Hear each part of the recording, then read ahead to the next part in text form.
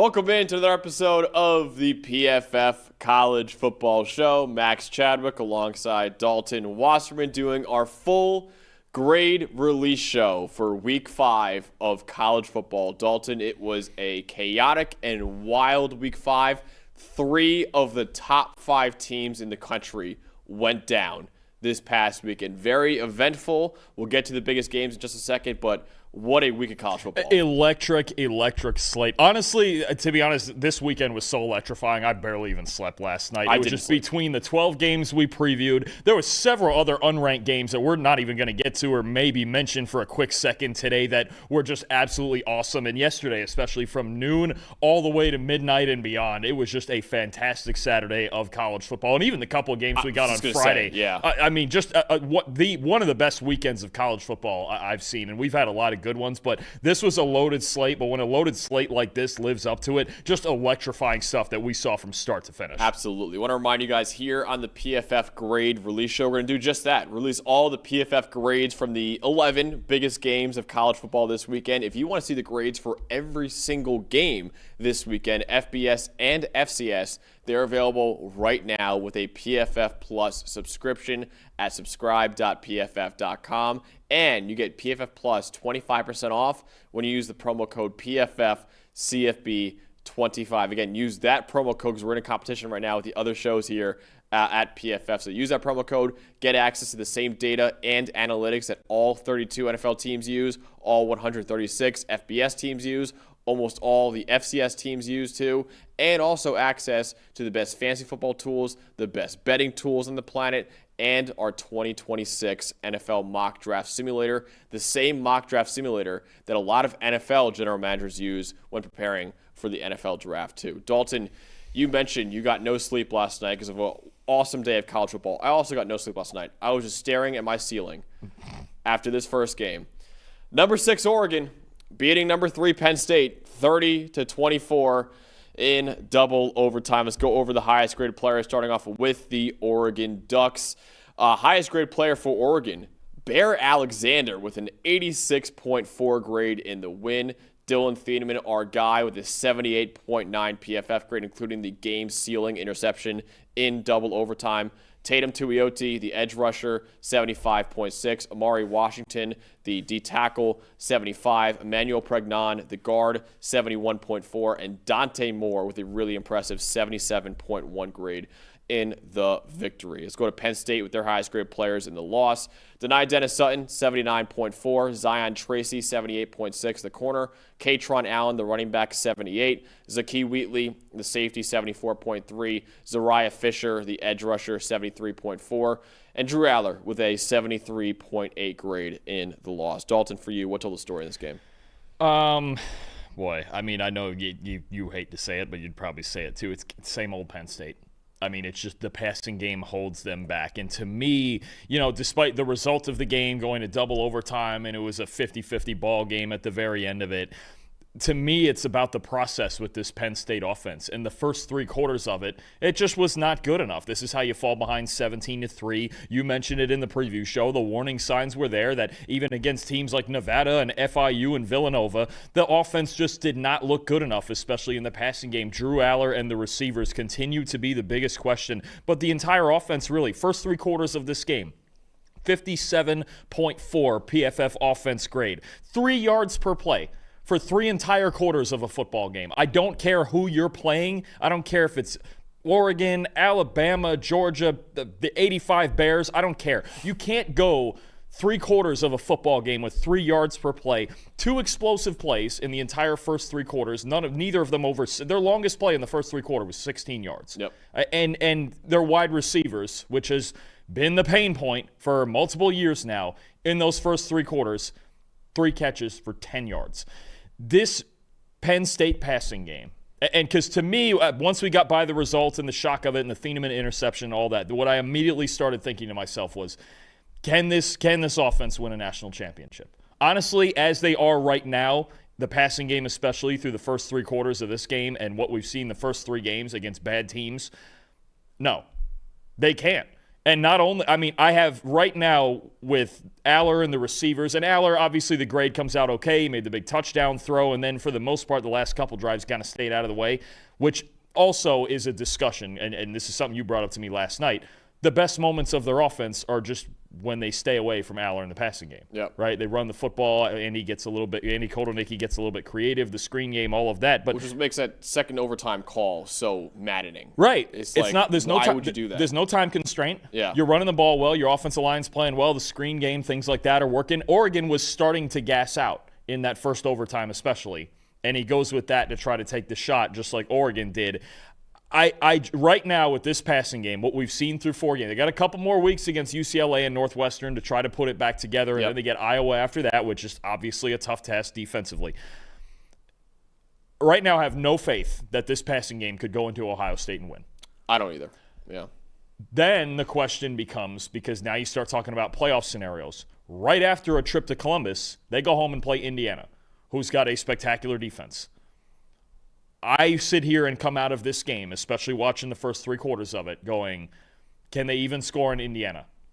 And are we looking at a scenario where Penn State's offense could get them a 9-3 record instead of 10-2, and at 9-3 with no out of conference basically, and no big wins? If that were to happen, they'd be out of the playoffs. Yep. Is that how bad their passing game is? Because for 3 quarters in this game, that's what it looked like. That's my stat, too, is Penn State 61.1 grade on passing plays. And credit to Oregon, too. Their defense played an outstanding game yesterday. Tosh Lepore, the defensive coordinator, obviously Dan Lanning, too, did a great job coaching up that side of the ball, and they were lights out last night for Oregon. But it feels like it's rinse and repeat for Penn State in every single big game they play in. They have the team that keeps them in these big games. They have the defense, they have the run game, but the problem is they do not have the pass game to win these big games right now. Negative 0.060 EPA per pass, only a 59.7 team receiving grade. The 3 receivers they brought in, and I do think they slightly upgraded at wide receiver going into this year from last year. However, the 3 receivers they brought in do not make up for Tyler Warren. Tyler Warren was an absolute superstar for that offense last year, and now you see him with the Colts now. He's playing great with the Indianapolis Colts right now. These 3 receivers they brought in are better than the 3 receivers last year, yes, but they're not better enough to make up for the loss of Tyler Warren. Drew Aller, only a 65.1 passing grade. His rushing ability kind of dragged up his grade a little bit. That's why you saw the 73.8 overall grade. Only a 69% adjusted completion rate. Andy Kotelnicki gave him a shot on the first play of the double overtime, and he threw the game-losing interception too. He's now 90th in the country with a 68 passing grade on the season, 94th in adjusted completion rate on the season too. And also the offensive line, 61 pass blocking grade 2, 32% pressure rate allowed. Drew Aller was under pressure a lot in that game. Actually made a couple nice throws under pressure early on in that game. But Dalton, I mentioned in the preview, Penn State's passing game was very, very worrying going into the week based off how they looked against 3 cupcakes in FIU, Nevada, and Villanova. Alarm bells should be going off in Happy Valley right now. They're 67th in EPA per pass, 96th in explosive pass rate. They cannot push the ball downfield right now. I know Drew had the one beautiful touchdown throw to Devontae Ross late in the game, but other than that, they can't get any explosive passes in their game right now. So credit to Oregon for their defense for stepping up, and it just feels like the same conversation every single year for Penn State. Yeah, no, I mean, they have 2 weeks to figure this out. They're playing UCLA, they're playing Northwestern, they're going to win. Are they going to – you almost wonder if they're going to experiment in the passing game and just go, okay, what works? What are the foundational concepts? What are Drew's best throws? How can we get these receivers optimally open, right? They got 2 weeks to figure it out against UCLA and Northwestern. If it still looks like this in a 3-game stretch against Iowa, Ohio State, Indiana, all terrific defenses, they're in serious, serious trouble. And even later in the year they played Nebraska, they've got an excellent pass defense too. They got 2 weeks to develop this thing. Because if they don't, they're one-dimensional. And their defense is good. I mean, Penn State's defense. That's really good, yeah. I think there was a moment last night where they started to gas out, especially when it got to 17-3, and it was getting hard because their offense couldn't sustain anything.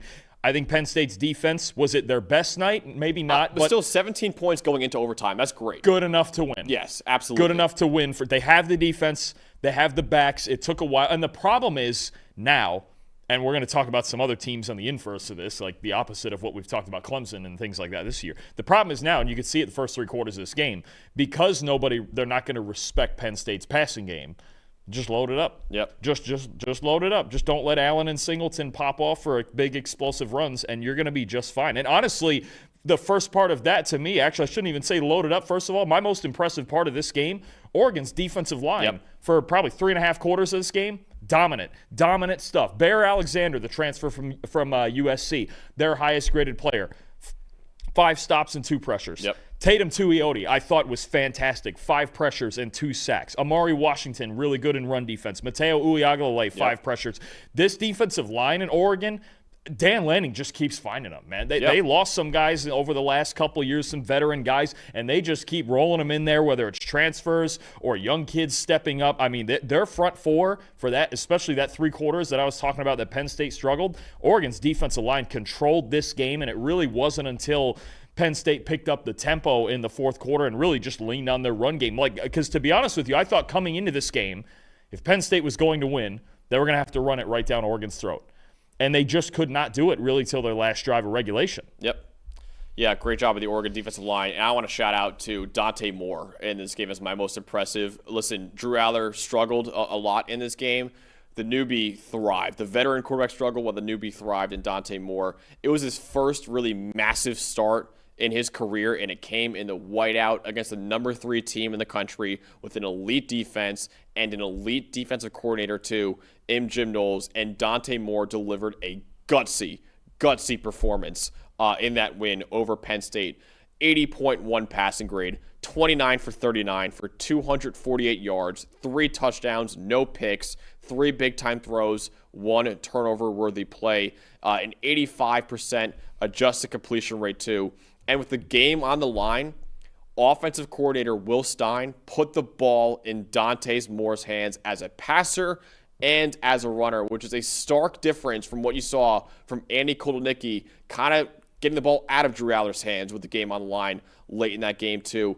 You look at it right now, Dante Moore, I think Dalton, he is absolutely a candidate to be the number 1 overall pick in the draft, the number 1 quarterback in this upcoming draft too. And right now on DraftKings Sportsbook, our partner here at PFF, Dante Moore is your new Heisman Trophy favorite at plus 750 right now. That is plenty deserved right now. Dante Moore is balling out. And Will Stein, after having Bo Nix a couple years ago and Dylan Gabriel last year, he looks like he might have maybe his first Heisman Trophy winner at quarterback. After having 2 Heisman Trophy finalists, it could be a Heisman Trophy winner this year in Dante Moore. You know what you learned about him in this game? He's got no pulse. Yeah. He's got no pulse whatsoever. That kid is cold-blooded. For him, and look, for Penn State, he was great all night, but for Penn State to come back and for him to lead the team down for the first overtime drive, all right, cool. Then for him to make the second throw in overtime, evading the pressure from Denai Dennis Sutton, one of the best pass rushers in the country, and to make that throw for the I mean, just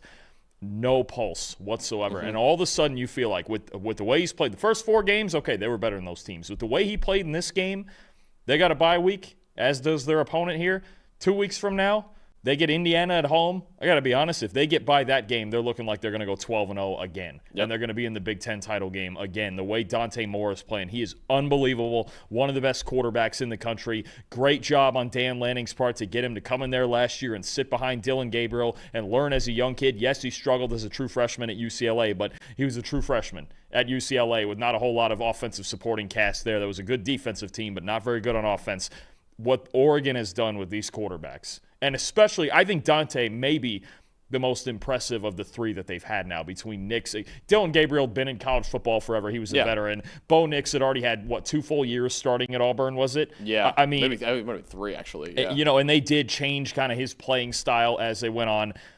Dante Moore played 6 games, I think it was, or 7 games as a true freshman. It did not go well under Chip Kelly there at UCLA and everything that was going on there.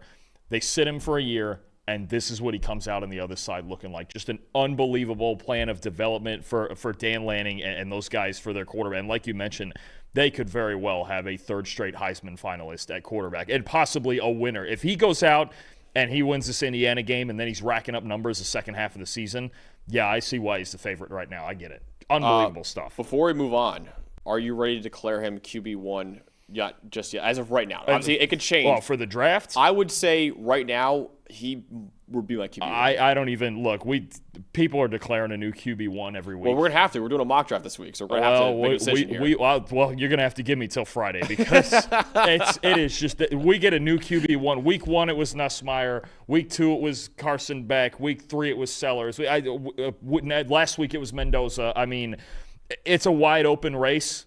At the very least, Dante is squarely in it. For sure. You got to give me an answer. If you have the pick and you have to pick a quarterback, who are you taking? because it's gonna be the Jets pick, and then I have to pick my favorite one, and you're gonna. How about we leave it on the table for Friday? All right, for Friday. Because I'll be honest with you, I have no idea. I just the draft scout for is Ty Simpson in that mix? Is Trinidad Chambliss in this mix? I was almost going to say Sam, but that's next year. I mean, how many different guys are in this QB1 mix now? And I know people are impatient and they can't just let the darn season play out, but Dante is absolutely in the conversation the way he's playing right now. I would say if I had to make the pick right now, I would take him QB1. Maybe not number 1 overall, but he'd be my QB1 as of right now. I was really impressed by him yesterday. Been really impressed by him all season too. But can we move on now, please? Are we done with this game?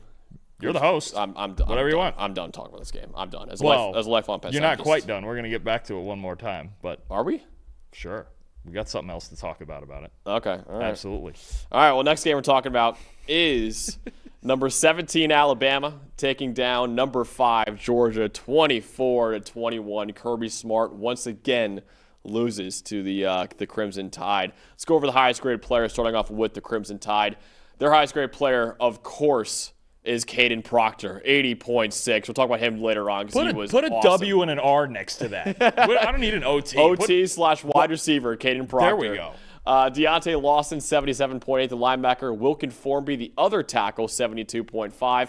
Tim Keenan III making his triumphant return for Alabama at D-tackle, 71.1. Deshaun Jones, the corner, 70.6. And your guy, Dalton. Ty Simpson, who right now is second in odds to win the Heisman Trophy behind Dante Moore, 78.8 grade in the win for Alabama. Let's go over to Georgia with their highest graded players in the loss. Chauncey Bowens, the running back, 81.6. Monroe Freeling, the tackle, 76.1. DeMello Jones, the corner, 74.8. Jordan Hall, the D-tackle, 73.4. Another D-tackle here, and Kristen Miller, 71.1. And Gunnar Stockton at 70.2. Dalton, what told the story for you in this game? There were times that I looked up at the screen in this game because we had it side by side with the Oregon-Penn State game. And there were times where I felt like I looked up and just Alabama had the football every single time I looked over at the screen. It felt like Georgia never had the ball. And honestly, they didn't. Why didn't they? Because there was such a stark difference on third down in this game. Alabama,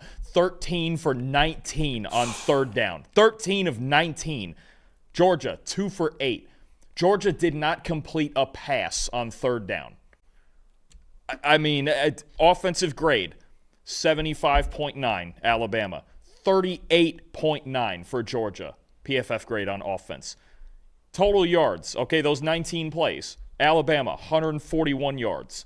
Georgia, 8 tries at it, 17 yards. What does that mean? Alabama runs 77 total plays. Georgia runs 52. Alabama has the ball for 35 and a half minutes. At a certain point, this Georgia offense, and I know it was explosive against Tennessee, and they got in a wild shootout game against them. That is still not the way they're designed to play. This is meant to be ball control. They ran the ball well. Actually, I should say Georgia ran the ball extremely well in this game. Chauncey Bowens especially was fantastic. It was a breakout game for him. They ran the ball very well. Yeah. But when you have to sustain drives, 2 for 8, not good enough. And not completing a pass all night on third down, you're not going to win games like that. You just can't. And they were still within a field goal. And then there's the 0 for 1 on fourth down that is obviously being much discussed right now when Georgia ran the ball on, 3rd and 2, 3rd and 3, got to a yard, rushed up to the line of scrimmage, had basically their entire formation left into the boundary, and handed it off to Cash Jones, their receiving back, and it went nowhere when – okay, if you want to call a timeout or something and slow, if you do want to go for it, a handoff to Cash Jones is not the play. He's not the running back I would give that ball to. So there's about 3 or 4 other backs on maybe every other back on their right. And I like Cash Jones. He's a great receiving and he's a great receiving back. Yeah. That's not the spot for Cash Jones. So either A, you could kick the field goal and tie the game, or B, if you want to go for it, I get it's 1 yard. Don't rush it like that. They went up there within about 8 seconds of the previous play ending and just said that's the move. And I think it shows a lack of faith in your quarterback in that spot. I think it's just completely rushed and trying to catch Alabama off guard, right? And I know they've been running the ball well, but again, that's not the back to do it with. And everything just seemed off about it. It almost seemed like pressing. But again, if one team is 13 of 19 on third down and the other is 2 for 8, 95% chance that's going to tell you who wins the ball game. Yep. My stat is passing grade from a clean pocket. Ty Simpson, 84.8. Gunnar Stockton, 68.4. And the reason why this stat mattered the most to me in this game is because both offensive lines gave their quarterbacks all freaking night in the pocket. Alabama and Georgia entered this weekend with the second and third worst pass rushing grades in the Power 4, only ahead of Purdue. Purdue is the only team in the Power 4 with a worse pass rushing grade than Alabama and Georgia, and they showed why in this game. Alabama, 93.5 pass blocking grade. Georgia, 91.3 pass blocking grade. Gunnar Stockton was kept clean on 20 of his 23 dropbacks, which is 87%. Ty Simpson kept clean on 35 out of 40, which is 88%. The difference is, though, Ty Simpson actually took advantage of those clean pockets, while Gunnar Stockton was merely okay from a clean pocket. Ty Simpson from a clean pocket, 23 for 33, 266 yards, 2 touchdowns, no picks, 2 big-time throws, no turnover-worthy plays. Gunnar Stockton, 13 for 20 for 130 yards and a touchdown, 2 big-time throws, and 1 turnover-worthy play. And Dalton, I mentioned it in the preview, saying Alabama's pass rush is not very good at all. If Georgia's going to want to win this game, they need the receivers to win quickly. Alabama's secondary, for me, won the day for Alabama last night. They were outstanding against Georgia's receivers and just not letting them get open quickly. And Georgia's receivers just could not get open. Ultimately, that's what told the story for me, is that one quarterback from a clean pocket was great. The other one was not so great. And Ty's been great from a clean pocket all season. I'll get to him in a second. Just update on those numbers as we stand right now. Alabama is still 125th in pass rush grade, only ahead of Purdue and Georgia. Georgia has moved behind Purdue. They have the 3rd worst pass rush grade in the country. That's insane. We are 4 games into, and remember, this is something I've talked about for a few months now. Georgia had 6 defensive linemen play at least 400 snaps last year. They're all gone.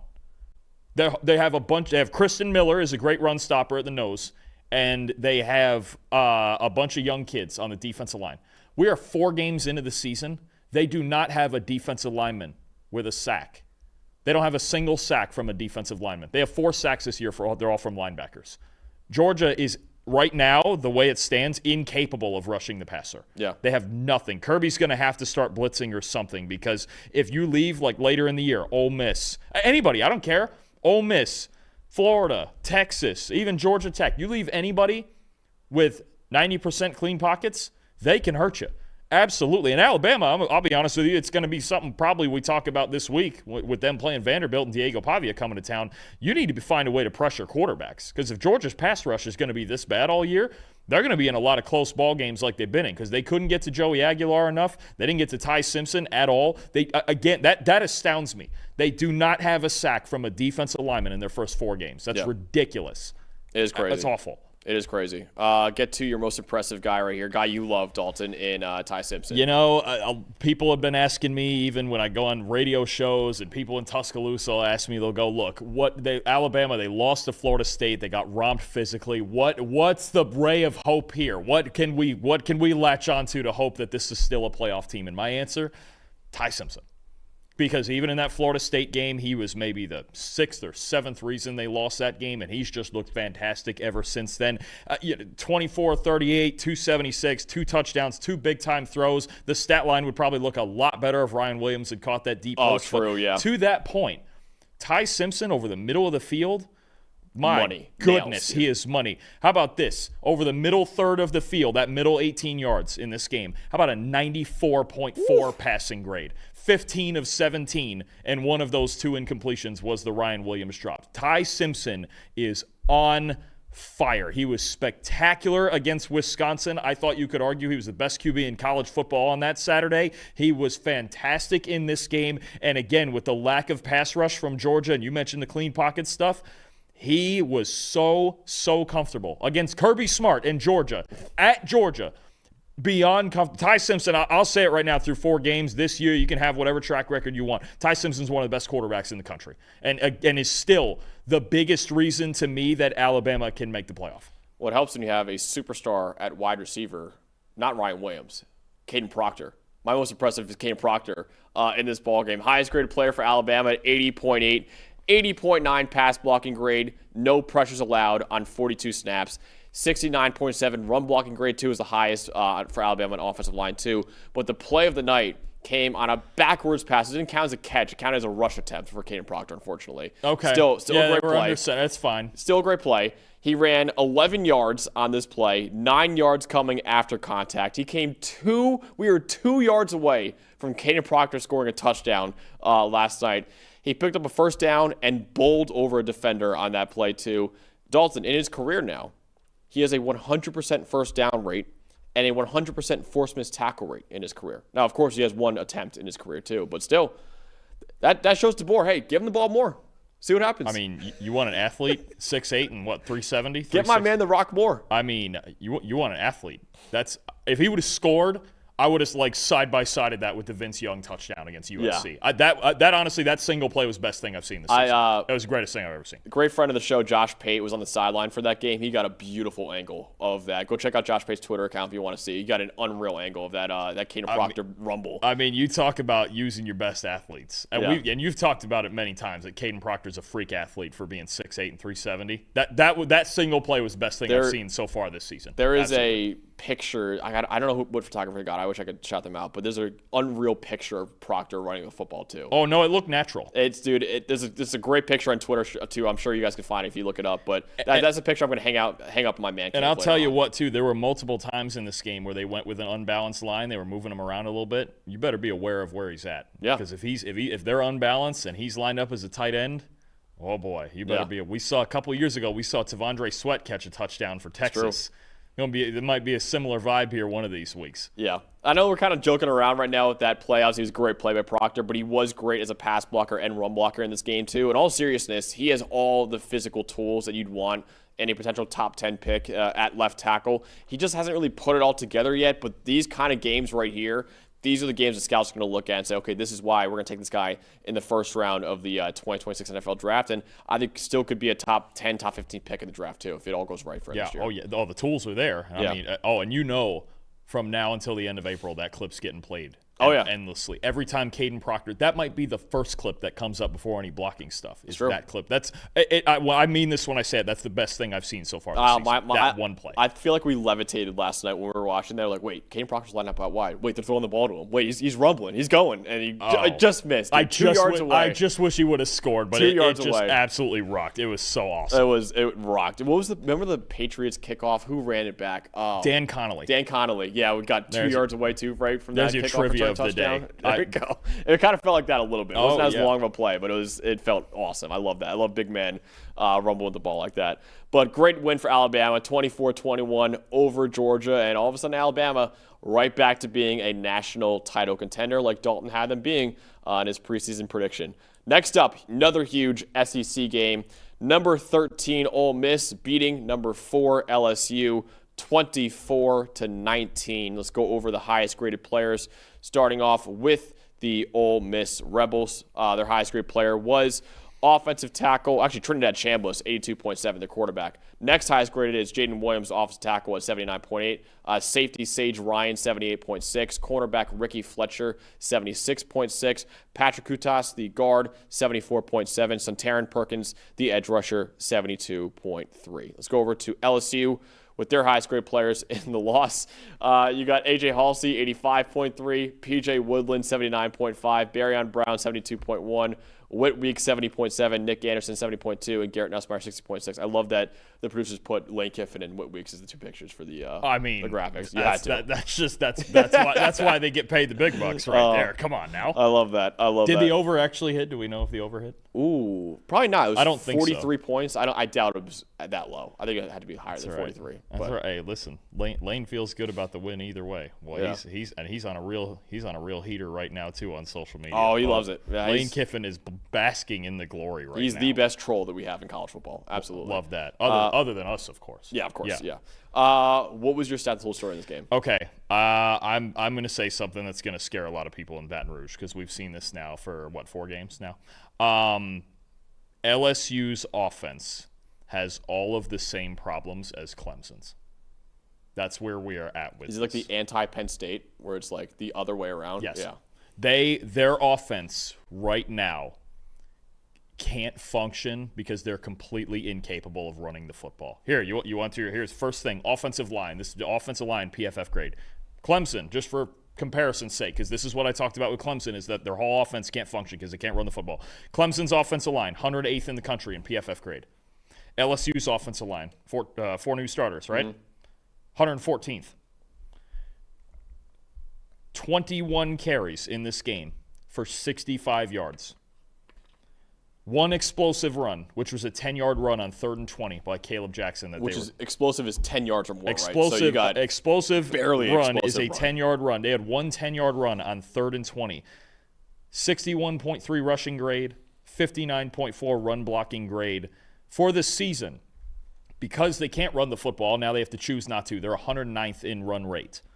They are 122nd in rushing grade. They are 127th, bottom 10 in run blocking grade. They're 111th in yards per carry. They are 117th in explosive run rate. And it's even worse than Clemson because at least at Clemson, Cade Klubnik can run. Yeah. Garrett Nussmeier is an old school pocket quarterback who's not he's not a rushing threat. That's just a fact. This team's offense, despite what anybody can say about their defense, and their defense is spectacular. The one year their defense is finally elite. Now their offense structurally is so much of a mess that, I mean, look, we got a lot of flawed teams at the top. This is why this national title race is as open as any year I can remember. LSU is incapable of running the football, and it's killing their whole offense because they're asking Garrett, just like Klubnik at Clemson, and the records may be different, but Clemson's defense is playing just okay. LSU's defense is playing otherworldly, especially in the secondary. You know how much earlier Ole Miss should have taken the lead and started dominating this game? And this LSU secondary just kept them in it. You saw it with all their highest-graded players. This LSU offense right now is so one-dimensional, and they're leaving so many points on the board that I worry about this basically now on a week-in and week-out basis. They are incapable of running the football. They don't have the line for it. Caden Durham being out in this, when we saw that Caden Durham was doubtful for this game, we were like, oh, now they're in real trouble because he's the only one in the backfield right now that gives you any sort of hope after contact, or maybe that they can get to the 120 or whatever yards that is that they average. And there is only so much that, especially, and he's not Jaden Daniels because he's not going to take off and run. There's only so much that Garrett Nussmeier can overcome for as good as he is. This team structurally, their offense. We've seen it for 4 games against real teams. Their offense right now structurally is just broken because they cannot run the football. Yeah, the Durham injury is awful. And yes, Harlan Berry, the number 1 running back out of high school, has a lot of potential, but he's a true freshman making, his 4th game in his career now too. So yeah, it is a problem for LSU's offense. I hate to redo stats in back-to-back games, but my stat is the same thing as the Alabama-Georgia game. It's clean pocket passing grades. Trinidad Chambliss, 90.6, 22 for 33 for 285 yards and a touchdown, 2 big-time throws, no turnover-worthy plays. Garrett Nussmeier from a clean pocket, 65.6 passing grade, 19 for 28 for 166 yards, 1 touchdown, 1 pick, 2 big-time throws, and 2 turnover-worthy plays. Both offensive lines did a pretty solid job of keeping quarterbacks clean in this game, but Chambliss was the only one to take advantage of that. And like you just said, Dalton, LSU's offense basically is just, please, Garrett, save us right now, especially with no Caden Durham in this one too, and he just couldn't do it yesterday for LSU. You just can't. There are so few quarterbacks in existence. Think about what Patrick Mahomes is trying to do with the Kansas City Chiefs. And he's barely scratching his way. They're 1-2 so far. Yeah. And they desperately need a win today against the Ravens, right? And he's got to carry them through all of it. There are so few quarterbacks in existence. I'm not sure there's a single one in college football right now who could carry their team through the lack of run game and really lack of, I don't want to say lack of supporting cast because they do have talent, but the way that LSU's offense is structurally, they are the same team as Clemson. It's just that LSU's defense has been a bit better than Clemson's through the first few weeks. Yeah. They're the same team. And maybe their defense can carry them that far to the playoff and national title contention. They're still they still played a good enough game to win this game, I thought. But this offense has got to figure it out. And even in their wins when Brian Kelly was getting asked the questions about the run game and the lack of offensive consistency, here it is. Again, you go on the road against Ole Miss, and you got to be the physical team. You need to be the physical team that goes in there and maybe get yourself in a grind of a game, but you cannot ask Garrett Nussmeier to do this every single week. He got you through it against Clemson, but they've scored 17 on Clemson. They scored 13 on offense against Florida. They scored 19 in this. They can't score because their offense, they are so one-dimensional that teams sit back, sit in quarters, don't let them beat you over the top. They're not hitting deep balls. Because they're not running the ball. Nobody respects you. You're right. It's the exact opposite of Penn State. Nobody respects their run game, so they're going to sit back. And at times, Ole Miss, how many times did they rush 3 yesterday on the defensive line? And Garrett Nussmeier was forced to just stand there because they have no other answers. Yep. It's a problem. Their offense is a real problem. Despite the record, despite the ranking, LSU's offense is a problem. Tell me more about an offense that's not a problem, Dalton, led by a guy that you love, a guy who entered the year, nobody knew who this guy was, a D2 transfer. Yes, he was a D2 national champion, but still not a lot of people knew who this guy was. He was the backup quarterback for Ole Miss. Now he's a starter. And not only that, Dalton, he is currently 6th in Heisman Trophy odds on DraftKings Sportsbook at plus 1,600. Tell me more about Trinidad Chambliss. There's certainly no controversy now after winning. No, it's his job. He is spectacular. You just mentioned it, 6th in the Heisman odds. He is the 3rd highest graded quarterback in the country, behind Will Hammond, who has not made a start. That's basically on the strength of what he did for Texas Tech against Utah. And Brendan Sorsby, who actually has played pretty darn well and got me my upset pick this week against Kansas. Nice job, Brendan. You could honestly argue this is either the coolest or the biggest story in college football. I would agree with that. What Ole Miss, can we both agree, especially on defense, they have less talent than they had last year. Absolutely. They were loaded last year, okay? Trinidad Chambliss now in this game, because you had the talk now, okay, you beat Arkansas, and you played well for a couple of games, but you beat Tulane. He came in at the very end of the game against Kentucky, right? Okay, now it's LSU. Now it's serious business, and they're down early, and they're working through a lot of adversity and turnovers. And there was a fluky interception that wasn't really his fault. There was a fumble down at the 2-yard line where they were driving in to score. There was adversity early, and you thought for a moment, are they going to break through this LSU defense, or are they going to lose this game 7-3? 82.8 passing grade. 2 big-time throws. Like I mentioned, the interception that wasn't his fault. You want the biggest stat for me out of this? Also, 17 carries for 67 yards. I keep mentioning that he brings the running dimension that Austin Simmons just doesn't. Yeah. Right? Biggest stat for me in this game for him, 91.5 passing grade on 3rd and 4th down. I'm going to tell you something with Chambliss, because that team last year that they had more talent than this team. I believe that. I really do. They didn't know how to win. And for a long time, for almost their entire history, Ole Miss has just not known how to win. Mm-hmm. And you can say whatever, D2 to SEC, and that was a lot of the talk coming into the week, especially from Baton Rouge, was, this ain't D2 anymore, kid. Yeah. This isn't Arkansas. This isn't whatever. Yeah, no, Trinidad Chambliss is for real. And I think the big thing to that, especially on those 3rd and 4th down plays, think about the end of the game. You have a choice between a 52-yard field goal to go up, 8, I think it was, right? And you got a pretty good kicker in Lucas Carnero. 4th and 3, you got a choice between a 52-yarder or leave it in Trinidad's hands. And what does Lane do? Leave the offense on the field. At any level of football, winning is winning. And I know it's a D2 national championship that he won last year, but that kid knows what it takes to win games. That's very, very clear to me. Not only is he the best quarterback on this football team, he's proven that. The numbers bear that out, the performances, the wins, everything. He's the leader of this football team. Yes. He's the guy, I would say more than anybody else on this team, that knows how to win. And it might sound cheesy because, again, it's D2, I don't care. He knows how to win football games. He knows what a championship team looks like. And he's carrying that on the field with them. And even in those moments like a 4th and 3 at the end of the game that clinches a game against a top 5 team in the country, calm and cool. Just like you mentioned with Dante Moore before. Ice in his veins. Doesn't matter. Just go out there and make the play when it needs to be made. And so few negatives as well. You just don't see him put the football in bad spots. He's spectacular. You could argue he's the story of college football right now. I would absolutely agree with that. He's one of the stories right now of college football, just what he's done from going from D2 to the SEC. And now, all of a sudden, he's top 10 in Heisman odds right now. Trinidad Chan was such a cool story right now. And also want to shout out the Ole Miss secondary, too. 77.1 coverage grade in this game. It's the best against a Power 4 team all year for the Rebels. They kept the potential number 1 overall pick in the draft in Garrett Nussmeier to fewer than 200 yards on the day. Only 5.8 yards per attempt allowed. I've just been so impressed by what Lane Kiffin has done, bringing in a guy like Pete Golding to run his defense. That has completely changed the side of the ball. Because Lane Kiffin was seen as kind of like a Lincoln Riley-esque coach in the SEC. It was like, okay, you got a great offense every year. We know that, Lane. Can you just play enough defense to win these ball games?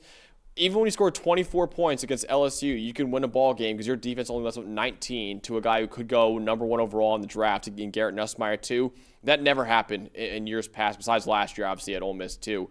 I've been so impressed by what Pete Golding has done with that defense last year and now this year, too. They're playing great ball right now. And, yeah, you're right, Dalton. This defense is less talented than they were last year. Absolutely. They were loaded with talent on the defense last year. But even with less talent, they still only let up 19 points to a really, really dangerous offense with a great quarterback under center and only fewer than 200 yards through the air, too. And, obviously, they completely shut down the ground game for LSU.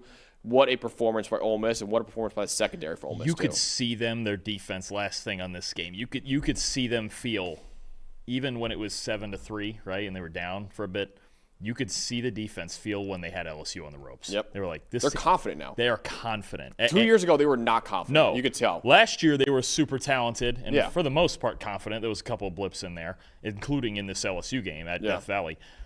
This team, they could feel when they had LSU on the ropes, and you could feel kind of the moments in the middle of this game where they said, you know what?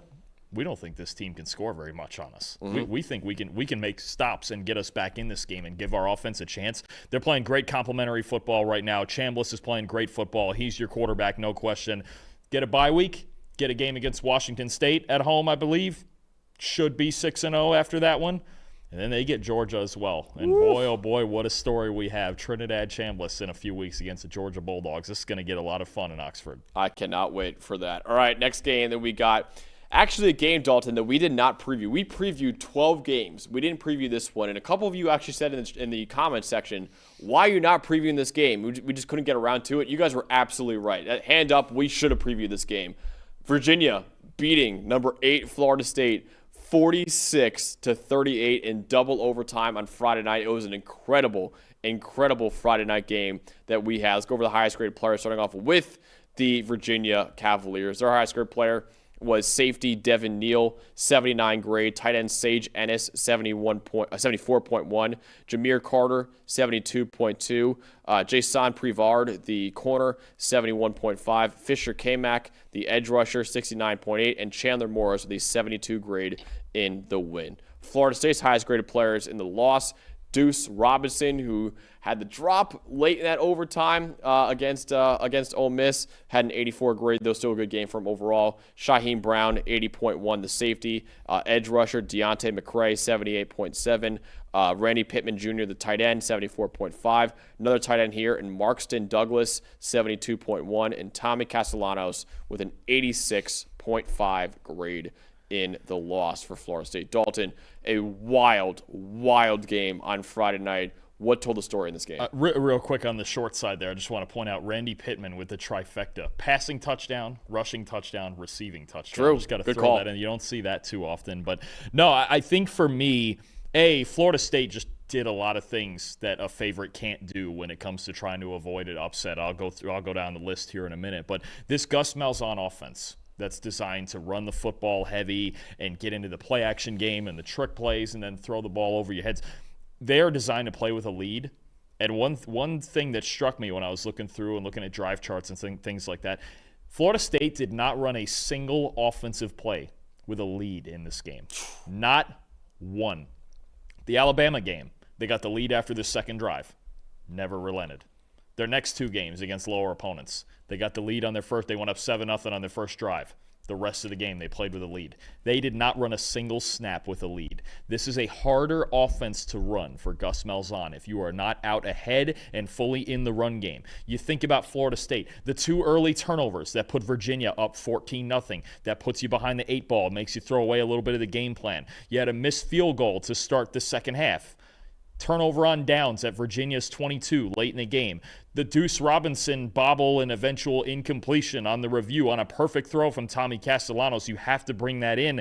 And then late in the game, there was 2 failed plays from under center. They get under center for 4 plays in this game, and there's 2 of them that it felt like Florida, and they punched back. Tommy Castellanos did everything he possibly could have outside of the structure of this offense and what it's supposed to be to keep this team in the game and to force overtime in this game, right? He did everything. Tommy Castellanos played his heart out. At the end of the day, this Florida State offense, again, is designed to play from ahead.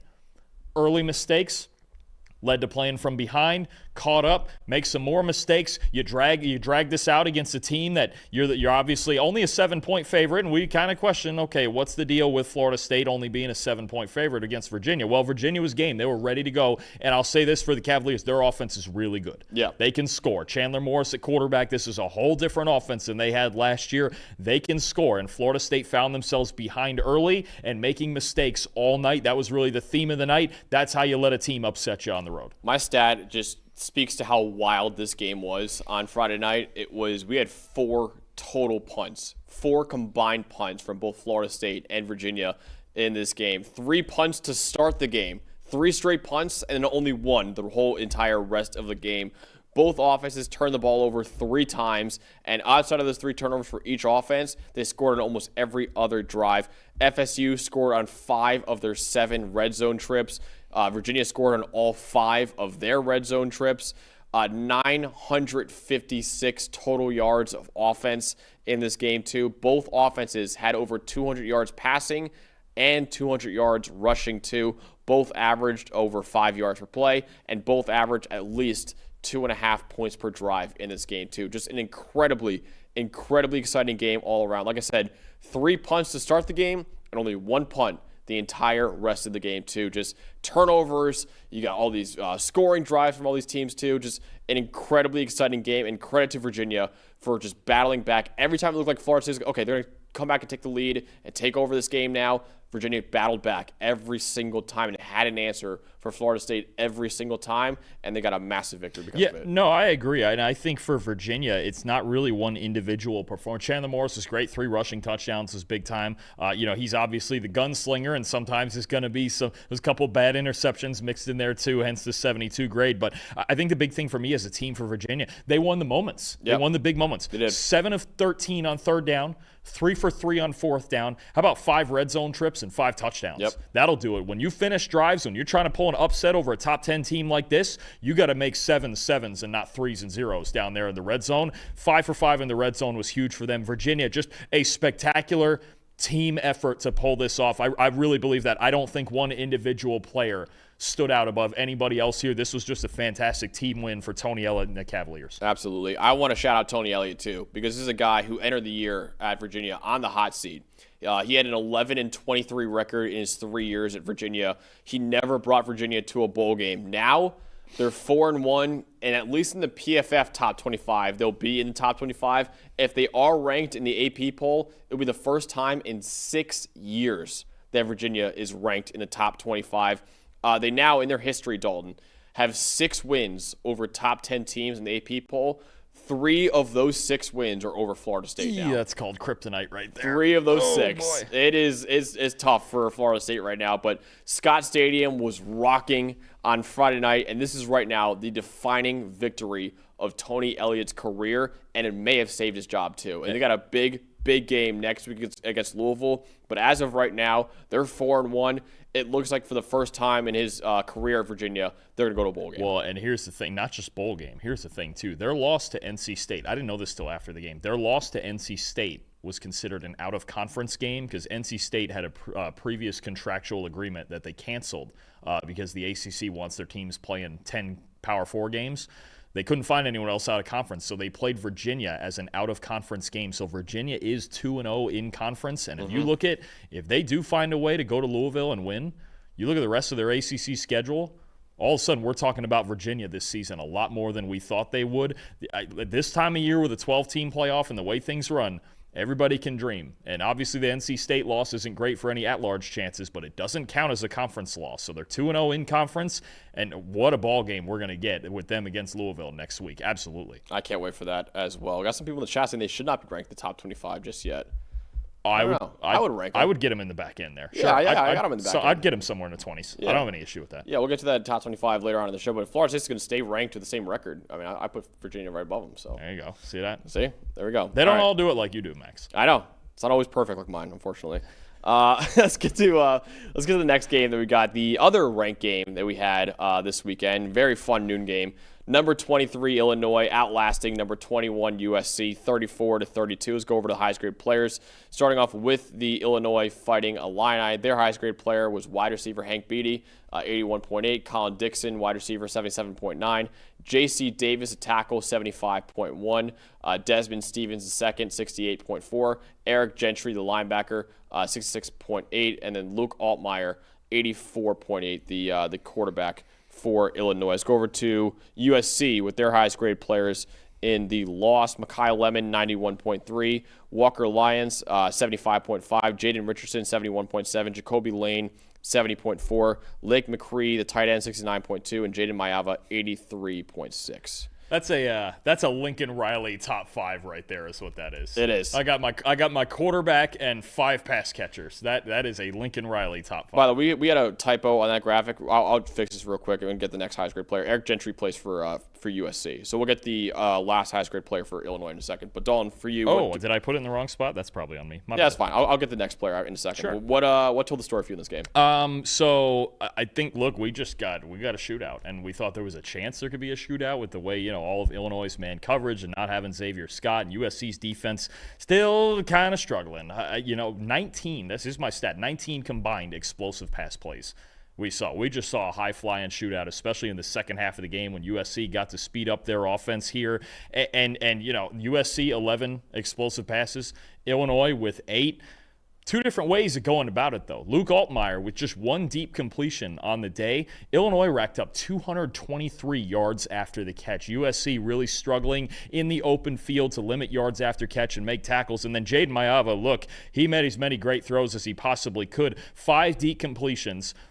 USC, out of those 11 explosive passes, 6 of them were Mekhi Lemon. He was just a stud out there. He was trying to will this team. Mayava and Lemon were trying to will this team back to a win here, took the lead in the last 2 minutes. But Jaden Mayava, on the flip side, 65% air yards percentage. So he was making all the throws. Altmaier making obviously solid throws, but letting his guys work after the catch. This was we got a high-flying shootout. We did. And I think what you see here is from both teams some flaws on the defensive side of the ball. I think when you look at Illinois and the amount of man coverage they play, this was going to be not a great matchup for them. And eventually, they played well for 3 quarters, and then Mayava got hot in the 4th quarter. And USC, look, it's been the theme for how many years now? They got to figure things out on defense. They have to find a way to make stops, and they got a lead late in this game, and they still couldn't find a way to just make it. And with a great offensive team like this, it's not about giving up only 10 points all day or anything like that, but make stops when you have to. Right now, USC, that's still the one thing holding them back. Yeah, so actually, Dalton, the data team, which, by the way, they're doing reviews in the moment right now, the top 5 feel completely shifted for Illinois. So I'll read the top 25 now. It's completely different, which is hilarious. They've already messed with it? They're already messing with it. The data team, it works all hours of the day. So that noon all 22 comes in quick. Props it does. to him, man. It does. Luke Altmaier, 84.8. Hank Beatty, the wide receiver, 81.8. Then go to the defensive side of the ball. Matthew Bailey had a 76 grade in this game. Tamio Dorojai had a 71.2 at D tackle. Dylan Rojek, 70.5 at linebacker. Kurt Neal, 70.3 at D tackle as well. James Thompson Jr., 70.3 at D tackle. Who else is out there? I think I've Colin Dixon, 77.9, J.C. Davis, 75.1. I think it wraps up the top 5. I'm telling you, those guys, you want to talk about, you guys think we're sickos? I'm telling you, our data team, they're at it. Oh, the numbers are updating. They are at it around the clock, man. I'm telling you, hundreds of guys working on 100-something games every Saturday and then getting right to the film reviews. And there's some guys working that Viking-Steelers game right now, the Dublin game right now. So, I mean, no, trust me, we got some real sickos on that data team. They're working around the clock. Yeah, so anyone who doesn't know on this show, the numbers that we give you initially, those were our initial grades. The finalized grades will be Tuesday, right? I believe we have for college. They're all for college. All the reviews, because there's so many games, they get done by the end of Wednesday. For the most part, they're all done. So it just takes a lot longer because there's so many more games. And then Sundays and Monday mornings are so dedicated to NFL because we have the quick turnaround on that. So they do change for college throughout the early part of the week because there's so many games. And then we switch right to NFL for the most part right when we wake up Sunday morning. Yeah, exactly. So what we give you is our initial grades. But because we're very thorough here at PFF, we review it twice and 3 times over, I believe. Right? There's a lot of discussions on plays that go through a lot of different people. So we review it. It's not like it's a one-time, okay, we'll give them that grade and that's it. You never go back to that play ever again. No, we review it like 3 times, every single play for every single player, too, to make sure we have the most accurate grade that we can possibly get at for you guys, too. But, yeah, that's why the grades changed ever so slightly over the next couple of days. My stat for Illinois, 0.690 EPA per pass. Dalton, that is the best by Illinois in the PFF college era. Oh, wow. The most efficient passing game for Illinois in the PFF college era. How about this? 1 week after, negative 0.507 against Indiana, which was their worst since the 2021 season. Luke Altmaier had a 143.9 passer rating in this game, 20 for 26 for 332 yards, 2 touchdowns, no picks. He didn't have a big-time throw, but also didn't have a turnover-worthy play either. And what told the story for me, Dalton, in this game, he got the ball out at lightning speed. His average time to throw was 2.26 seconds. Illinois knew in that Duke game they had issues with pass protection, especially in the Indiana game. They had issues protecting Luke Altmaier. They knew they needed to protect their offensive line, ironically, and get rid of that football quickly, and they did just that. Only 1 sack on Altmaier all game.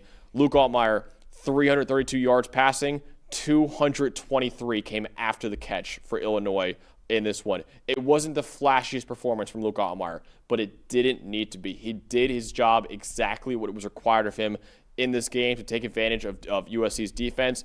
Fantastic job by the Fighting Illini of knowing what to do to emphasize their strengths on offense and attack USC's weaknesses while also minimizing their weaknesses on their offensive line, too. Yeah, that was big time. They felt like they could get their athletes in space and make people miss out there. And Altmaier, I'll say this much. Is he the best quarterback in the country? No, but he's a veteran, a third-year starter for this team who understands the assignment. This is the advantage of having a veteran quarterback like this, that he's going to go out there and just do what it takes to win ball games. This was a big win for Illinois. Like you mentioned, bouncing back off of really probably one of the worst games they've ever played against Indiana last week. And to come back to set that EPA per pass record in our books for sure. Altmaier to lead the winning drive after USC stormed back and took the lead. Fantastic stuff from him. And I think, again, this Illinois offensive line and their big games, we're going to keep talking about it because it is a pain point for them. But Altmaier and his ability to work around it in games like this, that's what continues to give this Illinois team a pulse. I have to shout out a guy on the losing team. Oh, man. Mekhi Lemon. What a performance from Mekhi Lemon, the USC wide receiver in this game. 91.2 receiving grade, 11 catches on 16 targets for 151 yards and 2 touchdowns. Another 6 first downs he caught, too. He caught 3 of 4 contested targets. He broke a couple tackles, too. And Dalton, it could have been 12 catches for 226 yards and 3 touchdowns if Gianri Reed, the Syracuse transfer at center, wasn't 1 or 2 yards downfield when he shouldn't have been for the ineligible man downfield penalty on USC's trick play in the second quarter. He could have had over 225 yards and 3 touchdowns and what could have been the deciding play for USC in the game and winning the game too. But he is a fearless player despite only being 5'11". He and Arizona State wide receiver Jordan Tyson right now are the contenders for me to be wide receiver 1 in the 2026 NFL draft. Both right now look like absolute locks to be at least first-round picks in that draft, too. No, absolutely. Lemon with a performance like that was a Had they won, it's a legendary performance anyway, but had they won the game, it would have gone down in the annals, man. But to your point, Trevor right now on the big board, he's got Jordan Tyson 6 overall. He's got Mekhi Lemon 13th. That's how much he likes Lemon early in this process, and might even be higher than that after this game against Illinois. Again, a team that's got a good secondary in place, really tight, solid man-to-man coverage, but he was all over best. He really was the best player on the field on either side, because him and Maeva just led the team back with the lead, and they just couldn't get a stop when they needed. Mekhi, yeah, that's what a first-round pick looks like. Just the fact that 11 catches for $151 and 2 touchdowns is not even close to what it could have been. It could have been 12 catches for $226 and 3 touchdowns. Yep. It's just shows how incredible Mekhi Lemon is, and just an incredible player for him and USC right now. All right, let's move on to the next game. That is number 15, Tennessee, beating Mississippi State 41-34 in overtime as well. The Volunteers needed overtime to overcome the Bulldogs. Let's go over the highest graded player, starting off with the Tennessee Volunteers. Their highest graded player, edge rusher Tyree West, 90.3 grade. Great game for him. Boo Carter, the corner, 81.7. Jalen McMurray, the other corner, 79.9. Arion Carter, the linebacker, 73.6. Chris Brazel, the second, the wide receiver, 72. And Joey Aguilar with an 86.6 grade in the win for Tennessee. Now, Mississippi State, their highest grade player was edge rusher Brandon Jennings, 77.1. Safety Tony Mitchell, 73.1.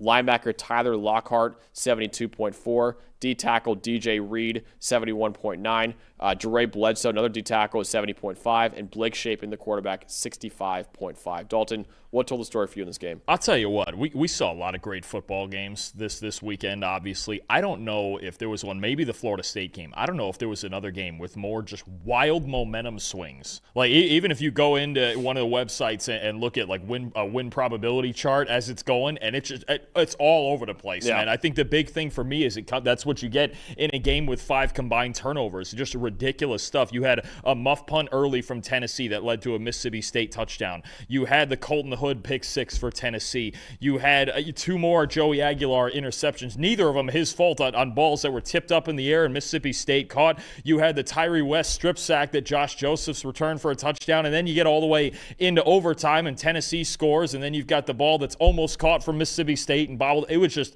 a wild, heart-stopping game on both sides of this, and there's certainly plenty of angles to take here. Tennessee, big win to get on the road over a good Mississippi State. This team is good. Jeff Levy's got them rolling right now. This is a good football team, but just the excitement from front to back, just like kind of like the USC-Illinois game, just you got heart-stopping stuff, and this was, again, the definition of this electrifying weekend. I think the turnovers, the swings in momentum, and then eventually Tennessee just got one last break with one last drop in the end zone to just escape Starkville with a win. I mean, just a fantastic football game, honestly. I mean, as far as schematically and everything like that, Tennessee's defense made plays when they had to. Mississippi State, boy, can they run the ball with those 2 backs, with Devon Booth and with Fluff Bothwell. These were 2 good football teams just going at it for 60-plus minutes. It was awesome to watch. It was awesome. And I want to shout out to Tennessee's defense, too, because Mississippi State averaged negative 0.602 EPA per pass in this loss to Tennessee. The Bulldogs can only have 180 passing yards in this game despite it going to overtime. Tennessee had an 86 coverage grade in this win. Best since their win over UTEP last year, and best against a Power 4 team since their bowl game against Iowa in 2023. That's the last time Tennessee had a good coverage grade against a Power 4 team was against Iowa. They sacked Blake Shapen 5 times in this game, too. Yeah, the run defense had some issues in this game, and why Mississippi State ultimately put up 34 points in this one. But their secondary and their pass rush stepped up when it mattered most. I was so impressed by Tennessee's defense. Yeah, look, first and foremost, Tyree West and Josh Josephs are just an absolute problem off the edge. If you don't have your offensive tackles ready to go, these 2 guys can kill you. But my most impressive is that secondary. And keep in mind, we're not going to see Jermod McCoy still for a while, but you got guys in this secondary stepping up like this. Colton Hood with the pick 6 off a deflection. Boo Carter with a 90.5 coverage grade. Jalen McMurray with an 81.5 coverage grade. They locked it down for the most part on the outside. They did not give up explosive plays. I believe Mississippi State did not have a single player get over 50 receiving yards. So, I mean, Tennessee's secondary, and credit to them, man. I mean, when you think about, the the way their secondary let them down against Gunnar Stockton in Georgia, and B, the injuries they've been dealing with at cornerback, and they're still finding ways to respond and make big plays back there. And as a team, they scored 2 defensive touchdowns. They're getting by right now on pass defense. They're making enough big plays. Again, you mentioned the run defense. The 2 backs from Mississippi State were awesome, but at the end of the day, Tennessee made enough plays in coverage. Their secondary was awesome. Yeah, so one passing game did not do so well. The other one did, because Joey Aguilar is a stud, man. 85.5 passing grade for Tennessee in the win. 24 for 40 for 335 yards, 1 touchdown. And yes, he did have 2 interceptions, but Dalton, 3 big-time throws, no turnover-worthy plays. Both the picks he had were off the hands of his receivers, so we did not count it as a turnover-worthy play despite having 2 picks in this game. A 79% adjusted completion rate, also had a rushing touchdown in this game too. He's proven that he can carry Tennessee's offense to win in these shootouts. They came very close to doing it against Georgia a couple weeks ago, and they did it this time against Mississippi State. I've been so impressed by Joey Aguilar just carrying this offense. He's doing an incredible job right now in that Josh Heupel offense. Absolutely. No, Joey Aguilar, the improvement from him, and there was a chance that he could have been a good fit in this offense with the way he likes to throw the ball vertically and the fit with Josh. And, Josh Heupel just gets most quarterbacks to play up anyway, but he's been spectacular. I mean, he certainly was. I would say he's not the reason they lost that Georgia game. He's been terrific so far early this season. There's a greater variety of throws in this offense than there was the last couple of years. He's played great, and he got him through this one. These are the types of games on the road your quarterback needs to get you through. He was fantastic in this game for sure. Absolutely. So, Tennessee surviving in overtime over Mississippi State, 41-34. Still plenty more games to come on this show, and plenty more with our standouts, our top 25 of the week. Plenty more coming on the show. Before we get to all of that, got to talk about Fabric by Gerber Life. Parenting is filled with high-pressure decisions, and it can be difficult to tell if we've made the right choice for our kids' future.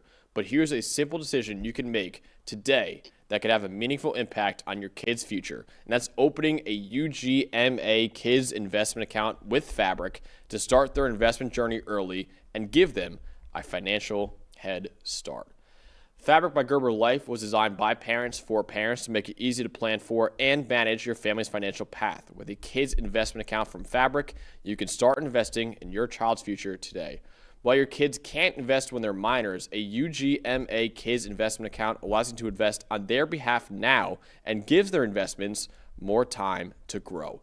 It's all online, and setting up an account could take you just 5 minutes. Get started investing with as little as $1 a day, then manage your child's account and monitor their investments right from your phone. There are no contribution limits, multiple tax advantages, and they're SIPC insured up to $500,000. Plus, no commission fees and just a low, flat monthly maintenance fee.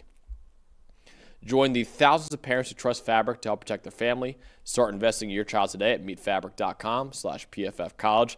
That's meetfabric.com/PFFcollege. meetfabric.com/PFFcollege. This is a paid promotion for the Fabric UGMA product and not for investment advisory services. Portfolios are managed by Fort Washington Investment Advisors Incorporated. Custodial services are provided by Apex Clearing Corporation. All investing is subject to risk. Learn more at meetfabric.com. Terms may apply. All right, next game we're talking about Dalton. Number 9, Texas A&M beating Auburn 16-10. Let's go over the highest graded players, starting off with the victorious Aggies. Their highest graded player was a guy I talked about in just a second. Torian York, 83.7 grade in the win. Casey Concepcion, the wide receiver, 80.5. Le'Veon Moss, the running back, 79.9. Dayon Hayes, 77.6 at edge rusher. Mario Craver, 74.7 at wide receiver. And Marcel Reed, the quarterback, with a really good 83.2 grade in the win for the Aggies. Let's go over to Auburn with their highest grade players in the loss. Highest grade player was tight end Brandon Frazier, 70.9. Safety Eric Winters, 68.8. Kieron Crawford, 67.1, the edge rusher. Caleb Harris, the safety, 65.4. Also at 65.4 is Eric Singleton Jr., the wide receiver, and Jackson Arnold with a 52.6 grade in the loss for the Tigers. Dalton, what told the story of this game? All right, Max, call the authorities because somebody stole Auburn's identity. That's where we're at here. And the Wolves are going to be out for Jackson Arnold. I get it. He has not played great the last 2 weeks at all. This Auburn team is supposed to be run first, or something close to 50-50, right? You've got Damari Alston, you've got Jeremiah Cobb, you've got Jackson Arnold and the rushing ability. So let's get into running the ball and play action, and then you take shots over the top when you get single high. Against an A&M run defense has been vulnerable. Right. Auburn in this game, 62 plays in a pretty close game all the way through, right? This never was a blowout. This was very rarely obvious pass for Auburn. 15 designed runs out of 62 plays, 24, less than 25%. The same problem I had last week against Oklahoma. They were never out of that game. The last 2 weeks, 26.7% run calls for Auburn. 8th lowest in the country. Damari Alston and Jeremiah Cobb got 8 carries. And neither one of them got a carry, and it was actually negated by a holding, so officially it wasn't. Neither one of them got a carry until Auburn's 17th offensive play. Their 2 backs, who are both really good, did not touch the ball in the first quarter. What does this team want to be? That's where I'm at with Auburn. Jackson Arnold is not. If you went into this season thinking Jackson Arnold was going to carry you, you're doing it wrong. You were hoping that he would come in, add with the rushing ability, and be the point guard, right? Yeah, obviously, kind of play the Peyton Thorne role, but just be better at it, right? They're not even allowing him to do that. Their first 3 weeks, they were 51% run. They were a balanced team, and it made sense. And they were 3-0, and they dominated Baylor with their run game. I know it's not a great defense, but I thought that was the formula. No? And now we're throwing 75% of the time. And our backs don't get the ball for the entire first quarter. Eric Singleton got a carry out of the backfield before Damari Alston and Jeremiah Cobb.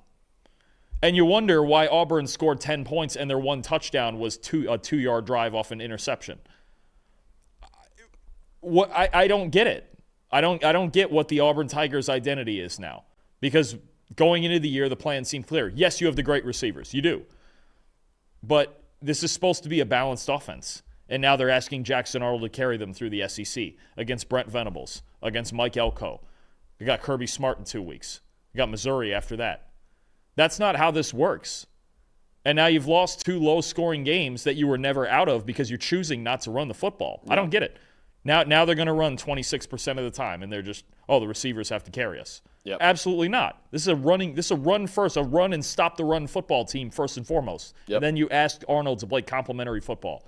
And it's just that hasn't happened for 2 weeks in 2 huge games. And now this season's on the brink now. Yep. And they have to play Georgia and Missouri the next 2 games. Run the ball. I don't get it. Yep. I mean, you just look at it. I mean, you mentioned it. Jackson Arnold is a complimentary quarterback, and he's got nothing to compliment right now. They're not even letting him compliment anything right now. No, they're asking him to carry it. It makes no sense. You have this offensive line and those 2 backs, and Arnold himself as a runner, and Singleton as whatever else you want him to be. And you're asking now you're running Mike Leach's offense? Yep. What are we doing? I don't get it at all. I had 3.6 yards per play as my stat for Auburn in this game. Yes, the not running the ball was maddening, I'm sure, for many Auburn fans. But also I want to shout out Mike Elko for a masterclass defensively in that game too. Only 84 rushing yards total allowed by Auburn. Now, of course, most of that is because Auburn didn't really run the ball at all. But still, only 4.4 yards per carry, 0 explosive runs for Auburn in this game. By doing that, Jackson Arnold, like we said time and time again, if you force him to win as a drop-back passer, Auburn's probably not going to win the football game, and they didn't in this one. Negative 0.602 EPA per pass, 3.8 yards per pass attempt for Jackson Arnold in this game. 44.8 passing grade. He was sacked 5 times in this game, too. His pocket presence is a major issue right now. His pressure to sack conversion rate, I believe, is still the highest in college football right now. And total for Auburn, negative 0.450 EPA per play. This is just an Auburn offense that just doesn't know what their identity is, even though we thought we knew what it was going into the week. But also Mike Elko and their defense just putting up a fantastic performance with only 3.6 yards per play allowed. Jackson Arnold has taken the most sacks in the country, 21 sacks, and his 35.6% pressure to sack is the 4th highest in the nation, highest of anybody with at least 100 dropbacks. Of anybody. Ball State's quarterback has over 100 dropbacks and higher, but highest in the Power 4 amongst of 100 dropbacks. I mean, a lot of the sacks are him holding the ball for way too long. Yes, absolutely. I think 6 of the 10 last week against Oklahoma were that. I don't know what it was this week, but I just think the last 2 weeks, I just don't know what is the idea. I don't. He's not the guy that's meant to carry you. I mean, think about it this way. He has the 4th most dropbacks of any quarterback in the country in the last 2 weeks. I do not understand that at all. You have to choose to run. Look, A&M's defense, on the rare occasion that Auburn actually ran the ball, I mean, they're good. You got to punch through it. You've got Torian York and Scooby Williams and all those guys. Mike Elko knows how to defend the run, but sometimes bang your head against the wall. Go out there and be like, this is our strength. Top 10 offensive line in the country you had, right? Yep. 2 good backs, good running quarterback, jet sweep options, all that stuff. Why did we abandon it in these 2 games that were still close? They weren't down 30-0. And Hugh Free's offense, too. It's weird. They were the most they were down in this game was 13-3. Yeah, an offense that usually wants to run the football everywhere he's been, and they just abandoned it. It's very, very weird. By the way, all 5 sacks that were given up by Auburn in this game were the offensive line's fault. They were not Jackson Arnold's fault. I mean, but still holding there were still times he's holding the ball too long. Yeah. You can feel it. Certainly you can feel it in the Oklahoma game, but he also just shouldn't be dropping back that much. Yeah. Who impressed you the most in this game, Dalton? I'll tell you what, speaking of workhorse backs, this felt like the first game where we really saw Le'Veon Moss back 100% healthy. You talk about, look, A&M, I got to give Mike Elko, like you mentioned, a lot of credit. Mike Elko and Colin Klein, when they figured out kind of this game, okay, this is an ugly, grinding defensive game. Auburn, that's the other thing. Auburn's defense is good enough to win this game.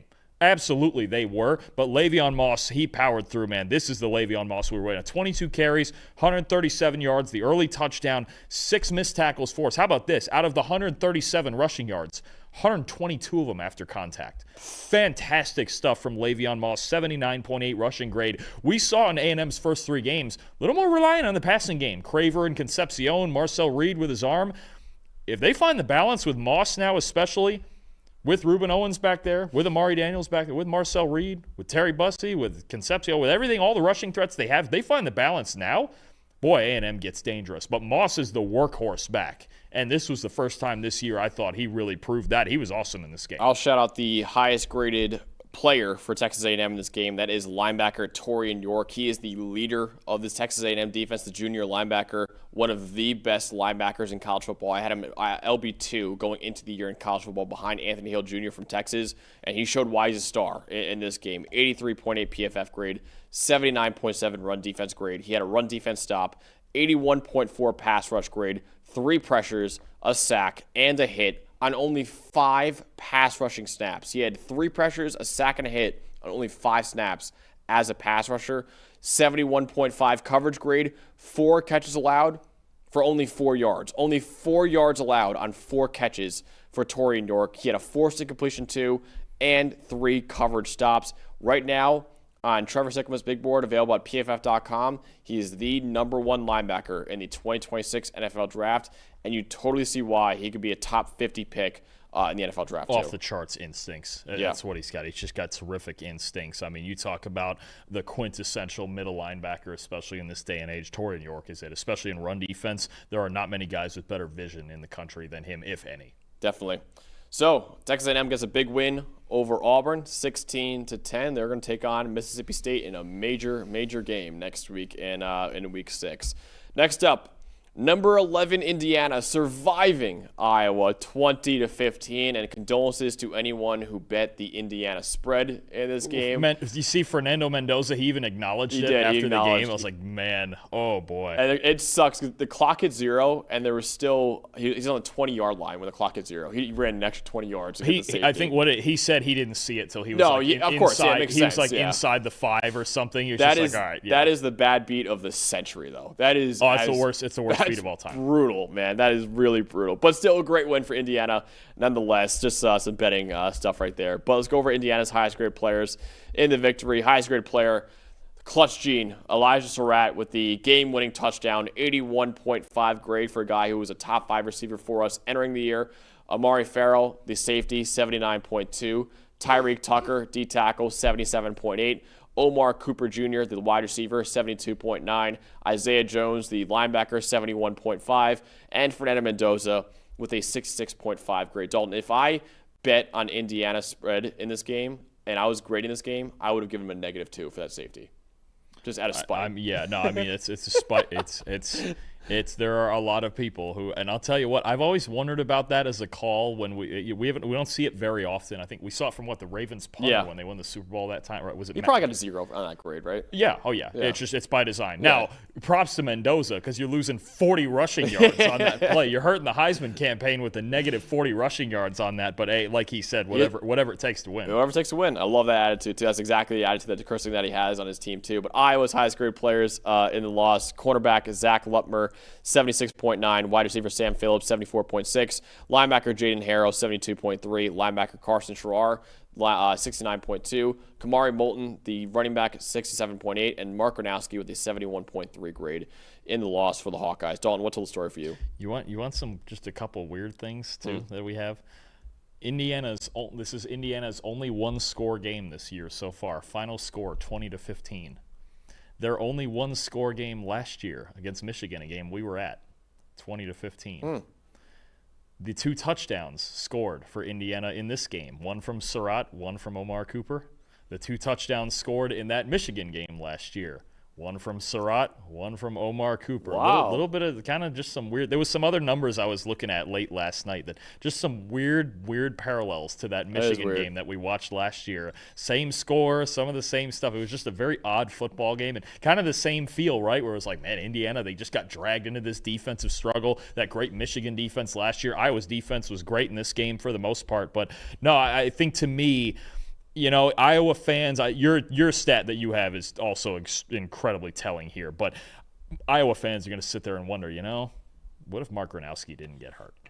And when you saw he got hurt at the end of Iowa's last scoring drive, at the end of their field goal drive in the fourth, I think in the fourth quarter or late in the third quarter, and Hank Brown, the Auburn transfer, came in.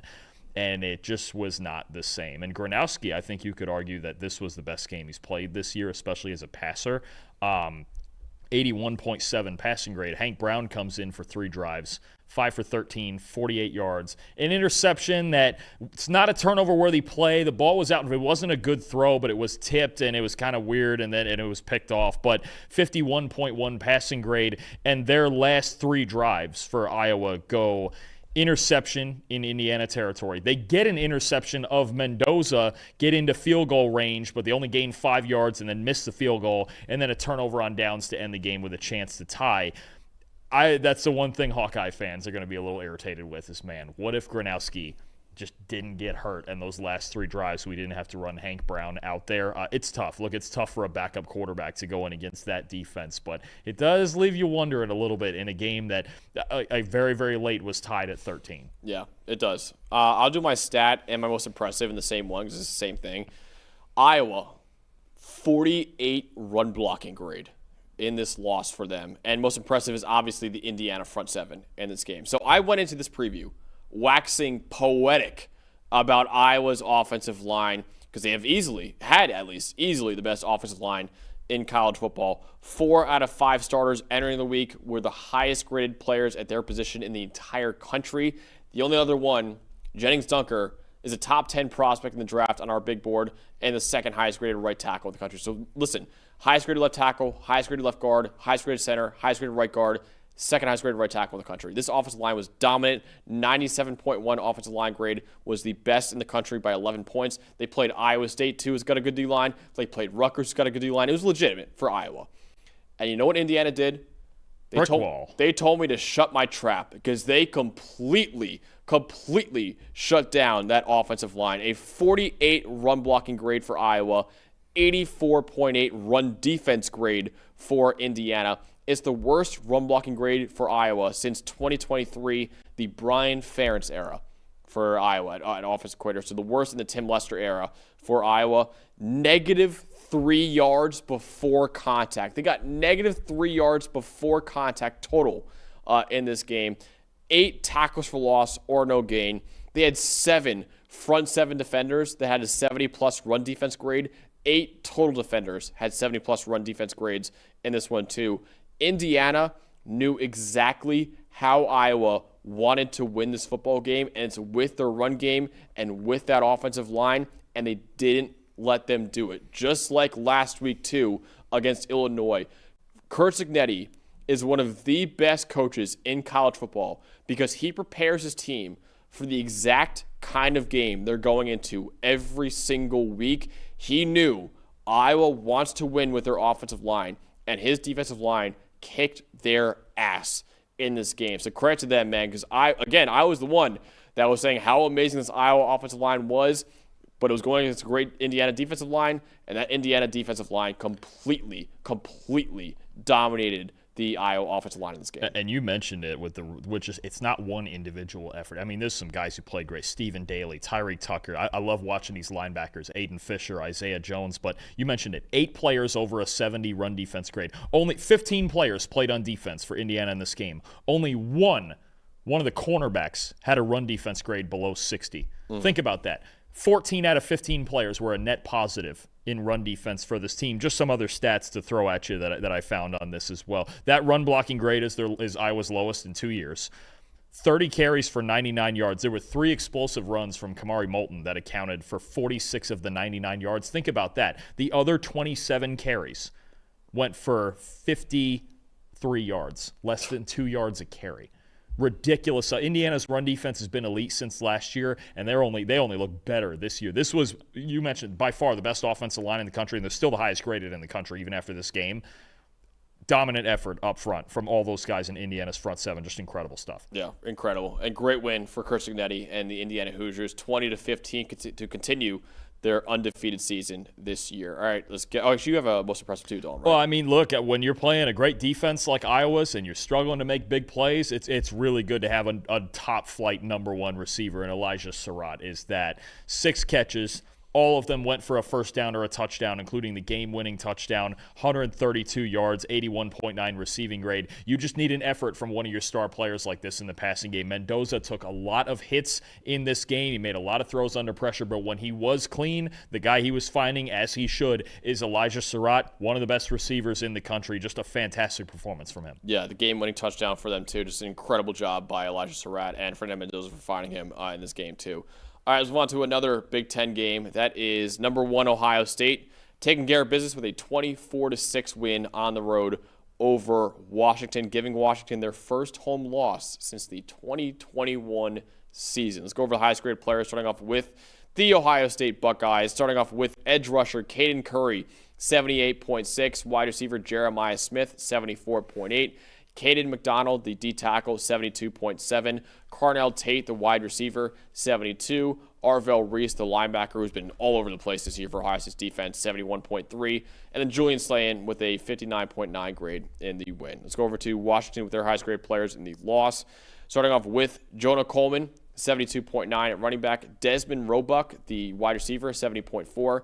Decker DeGraff, the tight end, 68.1. Alinius Davis, a D tackle, at 67.9. Jacob Manu, the linebacker, 67.6. And Damon Williams Jr., the quarterback, with a 66.8 grade. Dawn, for you, what told the story in this game? So, again, for me, I'm going to go to third down here. And Washington, there were moments when Damon Williams made some really nice throws. Their defense was keeping him in this game throughout really the first 3 quarters. And I just think they couldn't sustain drives. It's the same thing. Washington, my stat, 1 for 11 on third down. They got to third down, sometimes in obvious pass, and they just could not get to where they needed to offensively on third down to sustain drives often enough. You know, when they move the ball, they got explosive plays on early downs, but on 11 third down plays, they only gained 15 yards, which is just unbelievable stuff. We've said it time and again with this Ohio State defense going back to last year. They just show up when it matters. I mean, there was an early goal line stand that they forced Washington into a field goal. There was, another turnover on downs, 1 for 11 on third down, 58.4 offense grade from Washington, and 10 dropbacks from Williams on third down, from Damon Williams. Pressured on 5 of them, sacked on 2 of them, and I think the one thing, and you're going to talk about this a little, Ohio State did such a great job of taking away just about all of the strengths of Washington's offense, right? Denzel Boston had less than 30 yards in this game. Jonah Coleman was Washington's highest graded player, but he never took the game over. And Damon Williams, 7 carries for 18 yards. He was just never allowed to take off and scramble, especially in those third down spots where he is very, very much able to do that. Between the D-line lining up very, very wide. I've mentioned this with other teams playing against South Carolina. Line up a little bit wider, box him in, and boy, when you've got Sonny Styles and Arvell Reese as your 2 spies, that is some freak. That's some freakish athletes right there. Mobile quarterbacks, and I think this was proven in this game, mobile quarterbacks are going to have a very hard time with Ohio State because they mix up the looks in coverage, and those 2 linebackers are not letting you go anywhere at all. You are not outrunning them. No, Arvell Reese is flying around the ball right now. I've been so impressed by what he's done for them this year. My stat is the same, and I'll do the same stat, and most impressive, the same one too. Washington, negative 0.218 EPA per play. Most impressive is Matt Patricia, the defensive coordinator for Ohio State.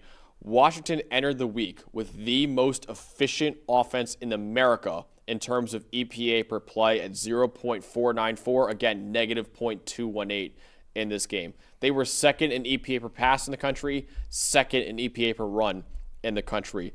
But now they had their worst EPA per play in a game since their loss to Indiana last year. They could only average 4.6 yards per play, only 4.5 yards per carry for an electric backfield of Damon Williams Jr. at quarterback and Jonah Coleman at running back. Matt Patricia has proven to be an excellent replacement for Jim Knowles.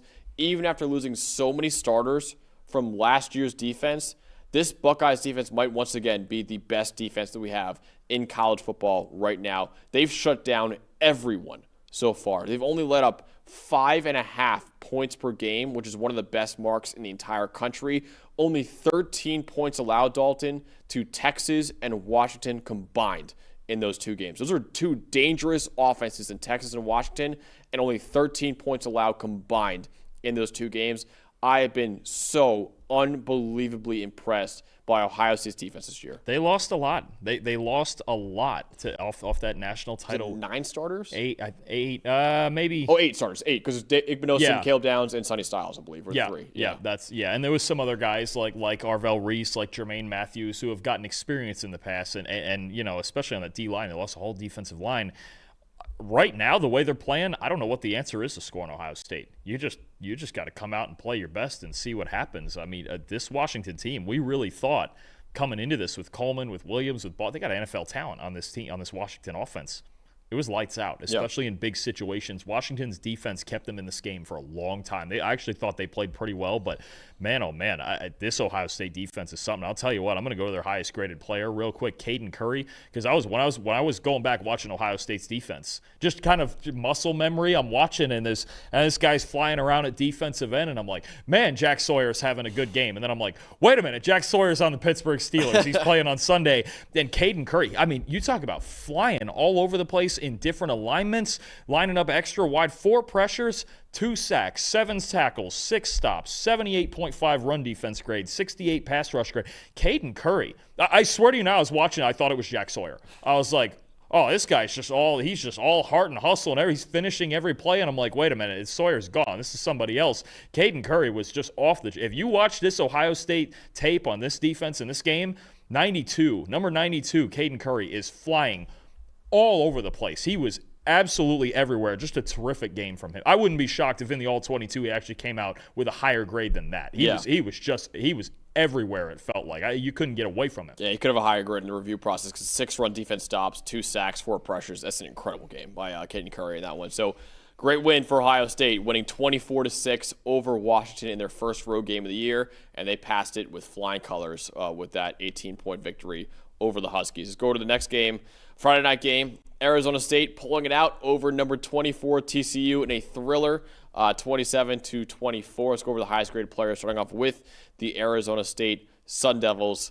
Edge rusher Prince Dorbah with a 95.1 grade in the win for Arizona State. Next up is linebacker Keyshawn Elliott. at 79.3. Linebacker Jordan Crook, 78.6. Wide receiver Jordan Tyson, 75.1. Linebacker Martell Hughes, 70.5. And Sam Levitt with a 72 grade in the win for Arizona State. Let's go over to TCU now with their highest grade players in the loss. Linebacker Caleb Elams-Orr, 80.7. Wide receiver Joseph Manjack IV, 71.7. Safety Austin Jordan, 70. Cornerback Vernon Glover, 69.8. Also 69.8 is Bud Clark, the safety. And quarterback Josh Hoover with a 72.8 grade in the loss for TCU. Dalton, what told the story in this game? Boy, I know I'm beating a dead horse with this because this is now all I talk about every week with Arizona State. Sam Levitt and Jordan Tyson, yes, are their two best players, right? The key to this team is Raleek Brown in this run game. Yep. No question to me. Again, what won Arizona State this game. And in a game, Hugh Freeze, listen up. In a game where Arizona State was down 17-0, at no point did they abandon the run game. Even because they were down early. They were down 17-0 early in the second quarter. They were struggling. It looked rough early for Arizona State. They didn't abandon the run. They stuck with their whole offense. They clawed their way back into it. They finished the job. Rushing yards. Arizona State, we're not including sacks here because I know the sacks mess it up. Because I know TCU with sacks had like 10 rushing yards. We're not doing that here. Rushing yards, actual rushing yards. 220 for Arizona State, 63 for TCU. First four drives. Here's the crazier part. TCU on their first four drives had 54 rushing yards. And they were the team ahead 17-0. They ran for 2 touchdowns. The first 4 drives, 54 rushing yards. The rest of the game, in a game where they were up 17-0, you talk about abandoning it, 7 carries for 6 yards.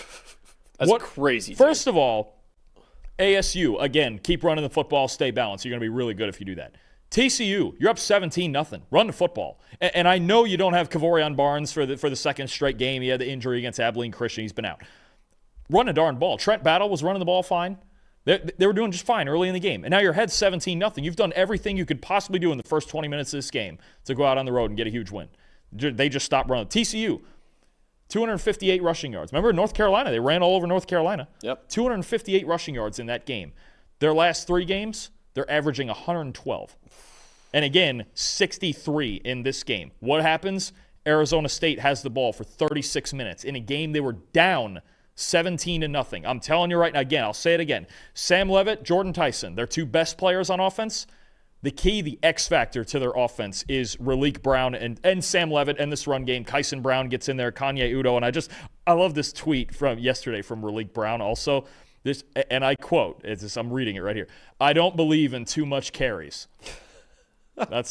He don't care. Hell yeah. Raleek Brown, give him 25, 30 carries a game then. If that's the case and he can handle it, keep running the football, stay balanced in your offense, and Arizona State can take this. Because look, now all of a sudden the loss of Mississippi State on the road, it doesn't look so bad. It's also out of conference, not as consequential, right, if you're trying to win the Big 12.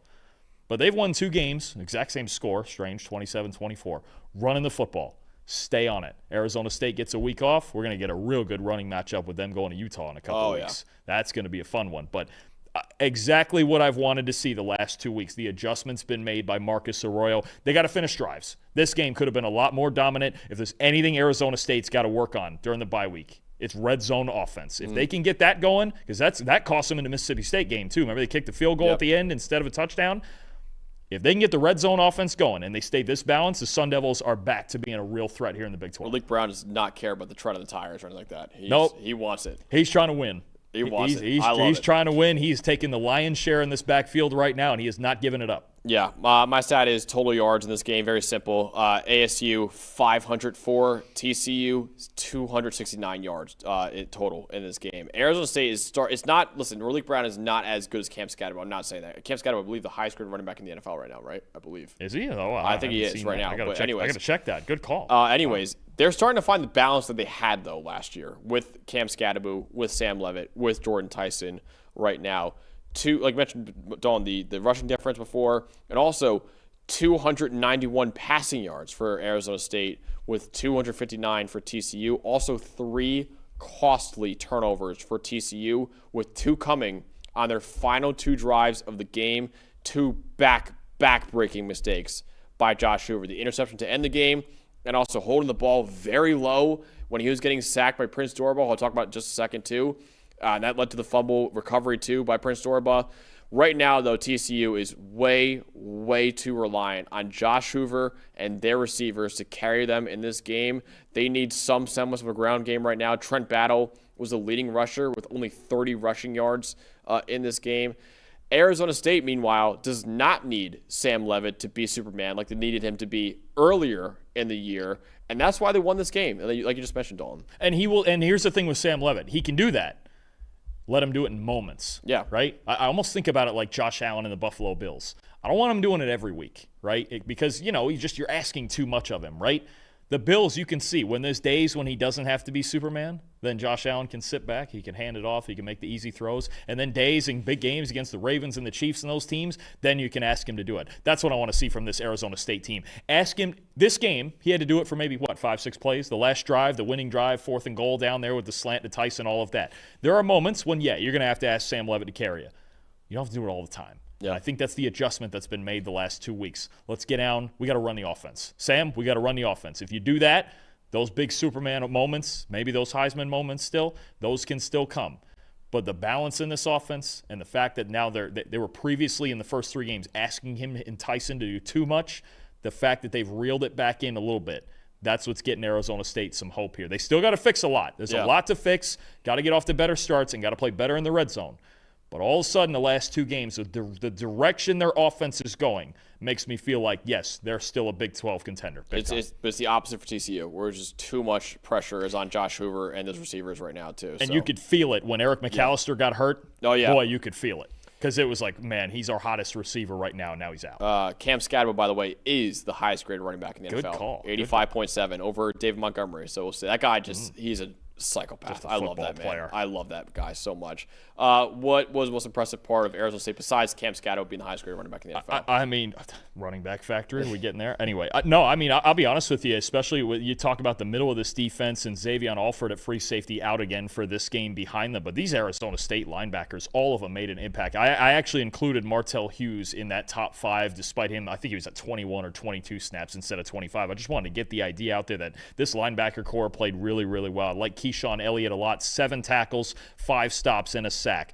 Jordan Crook, 89.9 run defense grade. The defense always plays a part in it, too, when the offense is struggling to run the ball. Jordan Crook was the biggest reason for that. 7 tackles, 2 stops, and 2 pressures. And then Martell Hughes making the big play with the game-winning interception at the end. Had a couple of stops himself. This Arizona State linebacker core, they really stepped up in this game. All 3 of these guys were just terrific. I'll shout out Prince Dorbah. As you should. A 95.2 PFF grade. Incredible. He had 3 sacks in this game, including a strip sack and fumble recovery with under 2 minutes left to set up Arizona State's game-winning field goal, too. Also had another pressure in addition to those 3 sacks and 2 more pass rush wins, too. Didn't have any tackles in run defense, but there were a couple plays where he filled the gap perfectly and let other players get tackles for loss too. So that's why we grade him higher in run defense, even though he didn't make any tackles overall, because he did a great job of filling his gaps too. But outstanding quickness, great bend. He makes him so dangerous around the edge or on stunts. One of his sacks was on a stunt for Arizona State too. He's really like a designated pass rusher right now for Arizona State. Not a lot of run defense snaps for Prince Dorbah, but he is an incredible pass rusher, and you see it with 3 sacks, a strip sack, a fumble recovery, another pressure 2 more pass rush wins, and a 95.2 PFF grade in the win for ASU. Yeah, it's something they were kind of missing last year, right? I think were they bottom 10 or so in pass rush grade last year, and this year I just saw now they're up to 76. If this Arizona State defense now has an average pass rush, I'm looking at it right now. They had the actually I should say they had the 3rd lowest pass rush grade in the Power 5 or Power 4 last year. And they still made the playoff. Now they're closer to average with a guy like Dorbah playing like that. That was something they were missing. That could be a big development if he can stack weeks back-to-back like that, especially against his Utah offensive line coming up. It's still a very good unit despite the Texas Tech game. But, no, if Arizona State's got an improved pass rush with Dorbah at the head of it, that's big time. That's big stuff. I wanted to shout out one of their defensive linemen. You want to shout out their second level of defense, too. Yeah, I mean, like I said, the linebacker is fantastic. Look, this Arizona, we saw it last year where their defense was kind of top-down. Coverage was really the big thing. Now they're starting to fill in and get better in the trenches. And against a team, we're going to find out. We're going to find out in 2 weeks against Utah. That team, Wayshawn Parker, Devin Dampier, that offensive line, Spencer Fano and those guys, they want to run the football. If Arizona State's up to the task physically in the trenches this year, they're a better defense than they were last year for sure. Definitely. All right, Arizona State, big win, 27-24. Let's go over to another Big 12 game that was a 3-point game, too. In number 25, BYU beating Colorado late last night, 24-21. Let's go over the highest graded player, starting off with the BYU Cougars. Highest graded player for them was tight end Carson Ryan, 76.9. Isaiah Glasker, the linebacker, 75. Evan Johnson, the corner, 72.8. LJ Martin, the running back, 72.6. Faletau Satuala, the safety, 71.9. And Bear Bachmeyer with a 68.1 grade in the win for BYU. Now, Colorado, their highest graded player was D-tackle Tavian Coleman, 75.3. Offensive tackle Jordan Seaton, 71.8. Offensive guard Xavier Hill, 71.7. Carter Stoutmeyer, the safety, 71.7 as well. Micah Welch, the running back, 70.9. And Caden Salter with a 59.2 grade at quarterback. Dalton, what told the story in this game? Yeah, I think at this point, obviously they're 2-3, and it's been struggling. They've lost to all three Power 4 opponents that they've played. I think we're at the point where we could just make the statement that for 60 minutes of a ball game, Colorado's offense is just not going to figure it out. I think the quarterback situation especially is really hurting them. And you look at this game, first two drives, it came out on fire. They scored on the first two drives up. They were up 14-0 early. 15 plays, 10 runs, and 5 passes. I thought Pat Shurmur, the first two drives, I was telling you as the game was starting, we were watching the end of the other big games, I was like, hey, Pat Shurmur's got it rolling today. There's RPOs. We're getting east and west in the run game. Micah Welch is rolling. There's read options. I really like what this looks like. And after the first two drives, it just stalled out. It just completely stalled out.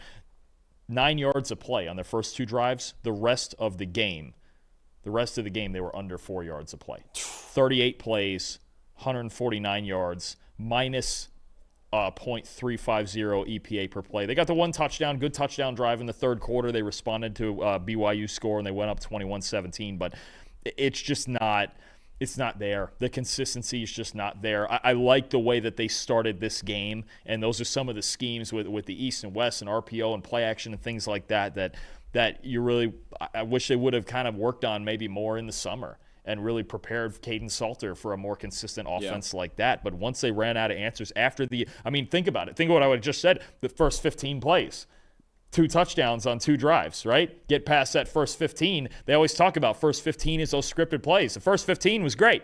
The rest of it, back to the same old. I just think this Colorado offense – and then when it came to the end of the game and Salter needing to execute for them down the stretch, just certain times, he took in at the end of the first half, I believe it was, he took a sack that took him out of field goal range. There was I believe 3rd and 3 in the third or fourth quarter. I think it was early in the fourth quarter. It was a 3rd and 3 where he took a 22-yard sack and just completely, even if they weren't going to get the first down, ruined the field position. Obviously, the interception at the end. There just isn't a consistent flow to this offense. Yeah. And BYU, they battled back. They made stops because they believed they could make stops against an offense. Okay, we weathered the storm. Yes, it's 14-0 and 14-3, and we got a true freshman quarterback who played pretty well in this game. But at the end of the day, I just don't think for 60 minutes Colorado's offense gives them. And the craziest part is it's everybody but the offensive line. We'll say this again. Their offensive line was terrific. Jordan Seaton and those guys. Oh, they had like a 90 pass blocking grade, They're right? one of the best pass protectors. Jordan Seaton is still the country's highest graded pass blocker. He's a stud. It's everything but their offensive line now. They can block people. It's just the schemes and the execution from the quarterback, and just it's just not. It feels like there are not going to be many games, if any, where they get 60 minutes of execution from their offense. It also doesn't help when you're jostling your quarterback every other week. Caden Salter starts 2 weeks, then you got Ryan Staub for 1 week, then back to Salter. It's like every time these guys are looking over their shoulder. Listen, Salter's not playing well. I'm not saying that either, but it doesn't help when every single game is like, okay, who's playing our quarterback this week? It doesn't help. It doesn't help the offense get into rhythm at all either. And my stat that tells the story is EPA pass splits. BYU 0.348, Colorado negative 0.358 in this game. And we said in the preview, look, Salter played great against Wyoming. And we said, oh, maybe he finally turned the corner in this game. He didn't, because he had a 45 passing grade, 11 for 16 for a $119, 1 touchdown, 1 pick, 0 big-time throws, 1 turnover-worthy play. only a 63.8 passing grade when kept clean. That's a really, really bad mark. You should be like in the 80s when you're kept clean too. Colorado, 95.1 pass blocking grade as a team in this game. And then Bear Bachmeier, you shot him out here too, Dalton. 64.5 passing grade. Yeah, not great, but also a lot like other quarterbacks talk about, he understood, like Luke Altmaier, he understood the assignment of this ball game. 123 of his 180 passing yards came after the catch. He did not throw an interception. He had 2 touchdown passes too. Barrett Bachmeier did not try to be a hero in this ball game. He knew, hey, I have the team that can win this game if I just play complimentary football. That's exactly what he did, and that's why we want to shout him out here, Dalton. Right now, as a true freshman quarterback, he perfectly fits BYU's identity. I thought Aaron Roderick called a great game for him. I have Bachmeier down as my most impressive, and look, it's not going to be because of the grading or anything flashy, but I just thought the moments that he needed to be solid and needed to move this team forward, and you mentioned it, keep them out of negative plays, no turnover-worthy plays. There was nothing even close to a turnover. Actually, there was one fumble. He did fumble as a runner in this game. Yeah. As a passer, I thought he was terrific. He ran for 97 yards, 5 explosive runs, 5 first downs. I think this was a really, I think, just great, even in a win. I think a great teaching moment for Bear Bachmeier in his first game against a Power 4 team, right? In his first big road test at Colorado. I think you're talking about a kid who really, he grew up a little bit. Well, they beat Stanford, by the way. Sorry, they beat Stanford. Of course, they beat Stanford where he came from. I forgot about the Stanford game, but that was a dominant effort. This was the first, and I think the East Carolina game a little bit too early, but the defense took that game over. But this was really the first true test to me of, okay, you got punched in the mouth. This team was down 14-0. Colorado was rolling. Pat Shurmur had the play calls going, and Bachmeier, Aaron Roderick, Kalani Sitake, they kept their cool. They played their brand of football. They only gave up 7 points the rest of the way. And I was just so impressed with Bachmeier playing mostly mistake-free football. That's what got him back in this game. When you're down by 14 in that environment too, a true freshman might say, okay, I got to bring us back now. I got to be a hero now and commit turnover plays. He just stayed cool, calm, and collected, man. A lot like Dante Moore in the Oregon-Penn State game. Luke Altmaier too. Just so many quarterbacks, but really Bear Bachmeier just staying cool in that moment, down 14 on the road in Colorado in a very loud stadium. I was very impressed by him, too. I think Aaron Roderick needs a lot of credit for this effort here because there was a lot of play calls in this game. There was some screen game going. I thought the first touchdown where he just caught an isolated whip route where Bachmeier could sprint out and there's no read or nothing, man. He's going to win man-to-man. Just make the throw, and that's exactly what happened. I thought that was a great example. There was a couple others where it was, he's doing what Roderick's telling him to do, but he's a true freshman. He's a young kid, right? And he just transferred there in the spring also. He didn't even have spring ball with them. He was at Stanford. So the way that Sitake managed the game, the way that Aaron Roderick called the game on offense, and the way Bachmeier played mistake-free football throughout the night, fantastic stuff. And I think you mentioned it. Complimentary football more than any individual player or unit on this team. That's the best part of BYU's football team, and that's why even in losses, eventually when they lose a game or two here, they're going to be right in it because they just know how to play as a team, as one unit, the entire football team. It was great to see them come back in this game the way they did after getting punched in the teeth early. Bear Bachmeier did not need to be a hero in this game because he knew another guy on the other side of the ball, Isaiah Glasker, would be the hero for them in this game. What a player BYU has at linebacker in Isaiah Glasker. This guy is a stud, man. 75 PFF grade, 1 run defense stop. He had 2 pressures and a sack in this game, a forced incompletion, and of course, the game-sealing interception at the very end, too. He was a top 15 linebacker for me entering the year. He wasn't in my top 10. I might regret that right now because he has been phenomenal for BYU this season. 85.1 PFF grade on the season. That's 10th in the country. He is a freak athlete. I think he's like 6'5" at linebacker, too. I got him at 6'5", 240. Yeah, great size, elite athlete. His gas score is always very high in our system, too.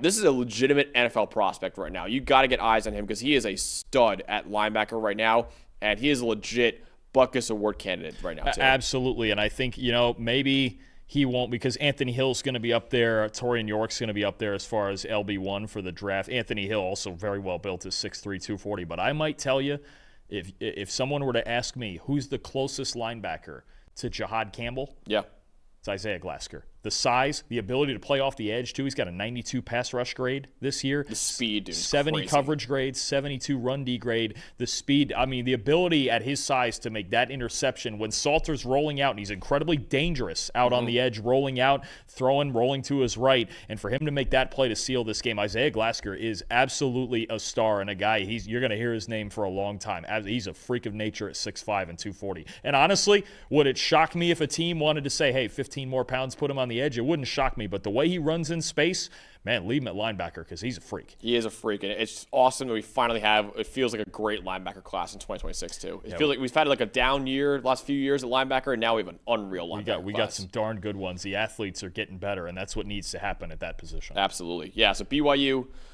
beating Colorado 24-21. Still have more to do on the show, even though we wrapped up our game reviews. Still got to go over our standouts, our upset picks of the week, the top 25, and of course tease our Tuesday show too. But first, I got to talk about our sponsor show, that is Game Time. Hands down, the easiest way I found to get sports tickets. Dalton, this upcoming Week 6 slate, out of all the games that we're going to talk about on Tuesday, if you could go to a game, I don't think we will. Actually, no, we're going to Cincinnati, Iowa State, actually. Yeah, that's here at Cincinnati. But we get passes for that. If you could go as a fan to another game, what would be the game you're trying to go to? I got to get the Diego Pavia rematch with Alabama in Tuscaloosa this time. That's the game of the week for me. Are you kidding me? The way Ty Simpson's playing Bama, coming off a big win against Georgia, but Diego Pavia is not scared of anybody or any environment. That is going. You talk about intense. That game's going to be intense. Well, you can go there. I will be going to Florida State, Miami if I could. Good call. I can't do that game. It's going to be awesome next week, too. I can't wait for that as well. But getting into the game has never been easier thanks to Game Time. Fees are included. Know your total up front with no surprise fees at checkout. Last-minute deals on tickets right up to the start of the event. Lowest price guarantee, or Game Time will credit you 110% the difference as well. Download the Game Time app and use code PFFC for $20 off your first purchase. That's Game Time. Amazing deals and no hassle. All right, Dalton, let's go over our 3 standouts of the week. So 3 guys who did not play in the games that we reviewed right there. Who is your biggest standout outside of the games we reviewed? Tell you what, this is a guy we're going to talk about this week because Ohio State's playing Minnesota this coming week, but I want to talk about Minnesota's redshirt freshman quarterback, Drake Lindsey. Now, playing Rutgers, and there's a little fanfare around that. Think about that now. Ethan Kaliakmanis, former Minnesota quarterback. Last year at Rutgers, played Minnesota, got the best of Max Brosmer on that team. Drake Lindsey was on the sideline watching. This year, Kaliakmanis wants his revenge, man. He wants his revenge going back to Minnesota. This is why you shouldn't have ditched me, but you know what? Drake Lindsey said, no, sir. I'm a redshirt freshman. He's got an 80 PFF grade at least in each of his first 4 starts in this game. 85.1 passing grade, 31 of 41, 325 yards, 3 touchdowns, 3 big-time throws, game-winning drive against Kaliakmanis and Rutgers. And I want to point out just, too, with all these games, we got a few of them here. 10 of the 11 games we reviewed were one-score games. And then you had just great football games all over the place. This Minnesota-Rutgers game, Georgia Tech, Wake Forest, Cincinnati, Kansas went down to the wire. I mean, so many great football games. Again, one of them was this Minnesota-Rutgers game. Drake Lindsey is the 4th highest graded quarterback in the country right now. Minnesota's taking this show on the road to Columbus and Ohio State. If he keeps playing like this, that's going to be fun to watch him go against this secondary in Ohio State. So one of the games that we cut from our preview show to our review show was Notre Dame over Arkansas, because Notre Dame completely dominated Arkansas 56-13. I want to shout out Jeremiah Love, because I've said in the preview that Arkansas could have a lot of trouble handling Jeremiah Love with their run defense in this game, and yeah, they did in this game too. 14 carries for 57 yards. 2 rushing touchdowns, so not a lot of yards, but 2 rushing touchdowns for Jeremiah Love. Had 3 broken tackles for a 21% rate, but he also caught all 5 of his targets for 70 yards and 2 receiving touchdowns too. So 4 receiving touchdowns for Jeremiah Love all came in the first half of this game too. One of the receiving touchdowns was a disgusting play where he spun away from a defender right when he caught it. It's like he has a sixth sense out there. He was very quiet in week 1 because Mike Denbrock really relied on CJ Carr, I thought, too much in that week 1 loss to Miami. But since that week 1 game, Jeremiah Love has shown why he was the #1 running back in the country for everybody, including us, entering the year, and now he's a legitimate Doak Walker Award candidate. You were talking about usage with Love. Also, I saw flash across yesterday one of the TV screens. I believe he's the first player in Notre Dame history with 2 rushing and 2 receiving touchdowns in the same game. Yeah. Which is, at this point, and like I said, all in the first half. Been a lot of great players. Think about it this way. He played 36 snaps in this game. You talk about usage, got 19 touches. 50-50 whether or not Love was getting the ball. And honestly, as good as he is, I'd give him the ball half the time too. And I just want to shout out real quick too, CJ Carr's been fantastic. Oh, it's been great. This offense, the way they're rolling, that's the type of offense they can get back into the playoff race with, absolutely. But the balance in it now and the usage of Jeremiah Love and Jadarian, don't forget about Jadarian Price now too. He's awesome. He had a great game too. Just fantastic. This Notre Dame offense is rolling. To be honest with you, aside from the first half of the Miami game when they couldn't block anybody, they've been rolling. This offense they got to get but the defense was good too, and they only gave up 13 points in this game. So big step forward. If you were going to start a 10-game winning streak here with the last 2 games, this is how you want it to look. So Dalton, Guy, when we mentioned the Iowa offensive line, the only reason why Jennings Dunker was not the highest graded right tackle in the country is because your guy up next was the highest graded. Yeah, and I promise you, I'm not just trying to beat up on Syracuse here, okay? Because it was a rough one for them. It was tough. It was tough for them. It was a tough day for me yesterday. But when a guy stands out like this at right tackle, Duke's right tackle, Brian Parker, man, oh man, 88.1 overall grade in this game, 88.1 run blocking grade, 9 positively graded run blocks. He was pancaking people, Max. When I tell you I had to put on these clips, he was mauling people up front, and he's been doing it all year. Your highest graded offensive lineman in the country, any position, is Brian Parker by a good margin too, with a 94.3 PFF grade and a 95.1 run blocking grade. NFL scouts, Duke Blue Devils, right tackle, Brian Parker, get on it. Yeah, he is a stud. He was one of my top 10 tackles entering the year, and he looks like even better than that right now too.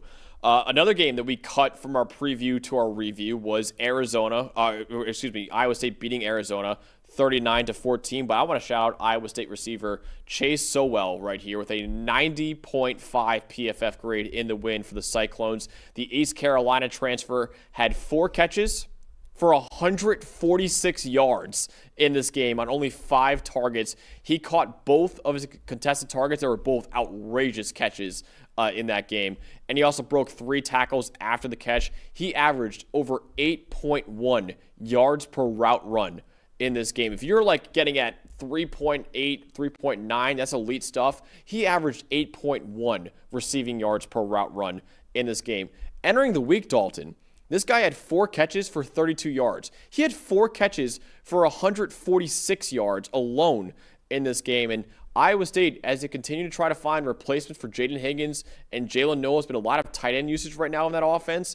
He could be a guy that's going to break out in that system. And right now, Iowa State, 5-0 start for the Cyclones. It's the second year in a row they're 5-0 to start the season. Yeah, the stat floating around, it's true. And actually, Arizona State has passed them in 12 personnel usage, which is weird. But Iowa State even can get into 3 and 4 sometimes. But for a team that's been using tight ends more than any other in the country, for the Cyclones, it's so big for them to get a wide receiver performance like that. And now they can start to mix up the personnel just a little bit and really expand this offense. If that's what's going to happen out there in their wide receiving core, the dominant performance like that, Iowa State gets to be a real house, too. The top of the Big 12 is getting fun right now. Yeah. It's getting really fun with the way some of these top teams are playing and figuring out their offense as they go. And how about Desert Devil in the chat saying Ames, Iowa also has a great municipal airport. Food vending machines are top shelf in the Ames, Iowa airport. Well, who doesn't love a good vending machine? Are you kidding me? Yeah. Shout out to Iowa State for having a great receiver in Chase Sowell and having a great municipal airport with great vending machines. Anywhere with great food, especially if it's that convenient. I need Desert Devil's like top 10 vending machines he's ever gone to. I need that right now. Oh, at least the locations of them. That's great. Yeah, that'd be elite stuff. I never thought of that. Vending machine towns. You know, you've seen those fancy ones they have in like Tokyo and stuff where you get like just like a whole slice of pizza out of a vending machine.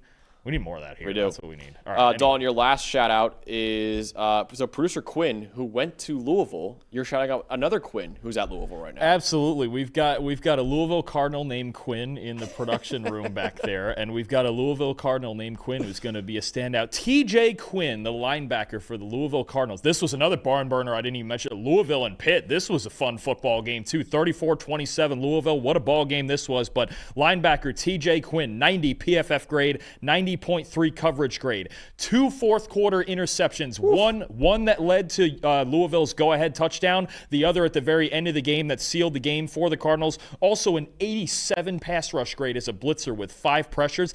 And not only was it a fantastic game, and he was the hero of the game to me, but also think about the importance for this Louisville team, likely losing Stanquan Clark, their other star linebacker, for the rest of the season. A guy like TJ Quinn stepping up at that same position to give you a star performance like this, because this game was not easy for Louisville at all. They were behind against Pitt early. Eli Holstein had it rolling early and then kind of fell apart in the second half, but those 2 fourth-quarter interceptions especially, spectacular plays, won the game, sealed the game with the second one. TJ Quinn for the Louisville Cardinals, and boy, what a game we have in Louisville next week. A game we probably never expected to preview, but we're doing Virginia at Louisville next week, man. It's going to be fantastic. Yeah. So, yeah, shout out to producer Quinn's long-lost cousin, TJ Quinn, for the win for the Cardinals in that one. My last shout-out is Dylan Stewart, the edge rusher at South Carolina. No surprise here. He was dominant against Kentucky, just like he was against Kentucky in his true freshman year, too. 35-13 win for South Carolina over Kentucky. Dylan Stewart had a 90.7 PFF grade in the win, 89.7 pass rush grade. He had 2 pressures and a strip sack that was returned for a touchdown and only 18 pass rushing snaps. Also had a couple tackles and a tackle for loss with a 70.1 run defense grade. His run defense has been a lot better than what it was in his true freshman year, too. And listen, it has not been a great start for South Carolina, obviously, but Dylan Stewart is a superstar for that team. He continues to look like a potential top 5 pick in the 2027 NFL draft. Not this upcoming one, 2027, because he's still only a true sophomore right now, but Dylan Stewart, he is one of the best defensive players that we have in the country. Yeah, I felt bad for Cutter Boley back there for Kentucky, man. It was just, he was trying to get rid of the ball to the right spots, and it was just tough. I mean, South Carolina, they needed to get back on the horse in this game and have a relatively easy win, right? They just hadn't had much easy going for them, and now they get a week off. Now you go to Death Valley in a couple of weeks. That's going to be a very interesting game with LSU and struggling on offense. South Carolina at times this year, it was better in this game, but South Carolina's been struggling on offense. That's going to be a very interesting game in Week 7 when we get South Carolina going down to Death Valley. Yep. So that wraps up the standouts of the week. Dalton, for the first time this year, the upset parlay cashed. I am very upset that it cashed because obviously part of the upset parlay was Eli betting against my Penn State Nittany Lions at plus 145. He's a smart guy. He's not here today, but well done, Eli. Appreciate you. It was a great money line. But you hit your Cincinnati bet for your first upset pick of the week, year, getting it right at plus 164. I got plus 195. Cal with a thrilling win over Boston. I was going crazy I'll tell you, for that all game. 3 of these games, Cincy, Kansas, Cal, Boston College, and obviously Oregon, Penn State, just terrific football games that went down to the very last play. Just unbelievable games, all 3 of them. Cal with a pick in the end zone to seal it. And I would have lost the game if they scored a touchdown, too. I was beside myself with that, too. But on DraftKings, it was plus 1,800, basically. So $10 for us wins $180 total, which I think will cover the rest of the upset parlays for the entire rest of the season. I was running short from failing so hard on the first few weeks, so I only had $5 and made like 90. I made like 90 or 95. I was running threw a couple nickels on it. Yeah. I was struggling through the first 4 weeks, so I was like, man, I only got like $5 left to put on this one. Oh man, I didn't realize too until I looked at it this morning, because every week I put a few bucks on just all my game picks, just all the money lines. Yeah. Man, I went 10 out of 12 this week with wrong on you did. USC and Georgia, both by a field goal. I was that close to, I think it was 5. I was 8-4 I was that close to $5 turning into like 950. Dude, that's Georgia by 3 and the last second Illinois field goal. I went 10-2 this week on the money lines, and I was that close to a 12-leg hitting. It just shows you, though, parlay the upset parlay, because we're going to hit sometimes, and when it does hit, it's big money. 1,800 odds. We've had a couple of 2 out of 3s also. You did. Well, yeah, these you screwed it up, the first one. You're welcome. UConn, Syracuse, yeah. Well, betting against my Orange, my alma mater. That's what I was hoping. These games come down to the wire. I was totally prepped for you and I to get ours right, and we did get ours right, and then clown Eli just like I clowned you, because you bet against my alma mater, and you got it wrong. That's what ruined the parlay. I was ready to clown Eli for betting against my favorite team in Penn State, but ultimately it cashed, unfortunately. Well, you picked Oregon to win, too, anyway. I mean, did. He's just agreeing. Well, I'm an unbiased analyst here at PFF, so I have to. Right. So is Eli. So Eli, he knows ball. Yeah. I think he's not here today. He was trying to be a jerk on that one. If he's watching, he knows ball. It was a little bit because he knew ball. I think it was a little bit because he was trying to be a jerk to me too. But whatever. He's actually at a wedding right now, so I can't even clown him too much, unfortunately. Nah, he's watching. I guarantee. No, he's not. I don't know if he is. He's probably hungover right now from the wedding. He's not watching the show right now. That's fine. Yeah. He'll be all right. All right, Dalton. Let's get over to our top 25 for Week 6 right now. Shake up at the top. Back to number 1. Is the Ohio State Buckeyes. Ohio State takes over number 1 from Miami. Again, I want to remind you guys, it's very fluid week after week. It's very resume-based. That's why Miami's down at number 3 right now. Oregon all the way up to number 2. Miami at number 3. Ole Miss at 4. Texas A&M at number 5 right now. What a wild top 5 we have right there. At number 6, we got Oklahoma. At number 7, Indiana. At number 8, Alabama. At number 9, Georgia. Number 10, LSU. That wraps up the top 10 right there with Georgia and LSU obviously both losing, both staying right in that top 10 right there. Number 11, we got Texas. Number 12, Penn State moving down. Texas Tech at number 13. Vanderbilt at 14. Iowa State at 15. Tennessee at 16. Georgia Tech at 17. Missouri at 18. Virginia at number 19 right now. Florida State at 20.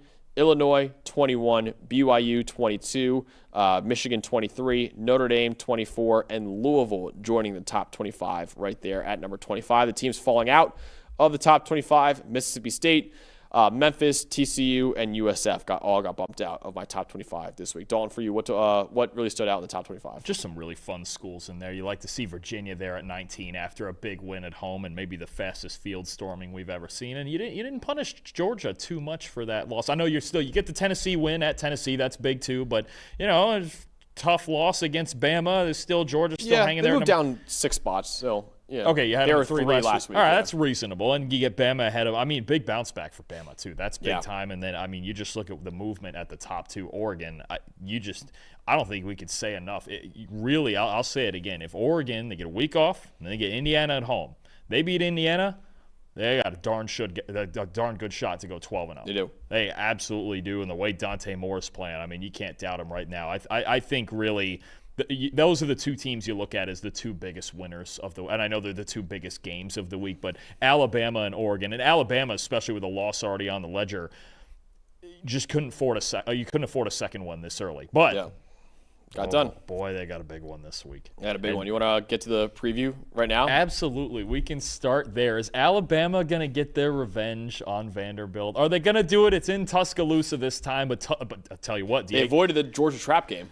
Right. Good for them. Oh, no, they didn't. Well, it was close. They were almost looking ahead. They were looking ahead to Vandy a little bit there. Hey, you take a trip to Georgia, you think about Diego Pavia coming down. Don't be looking ahead Georgia now. Trap game, yeah. The Georgia trap game, Vandy, Bama, the rematch with Pavia, and Pavia's playing better than ever. He was so good in this week, too, and he needed to be against Utah State this week. But Vandy, Bama's going to be great.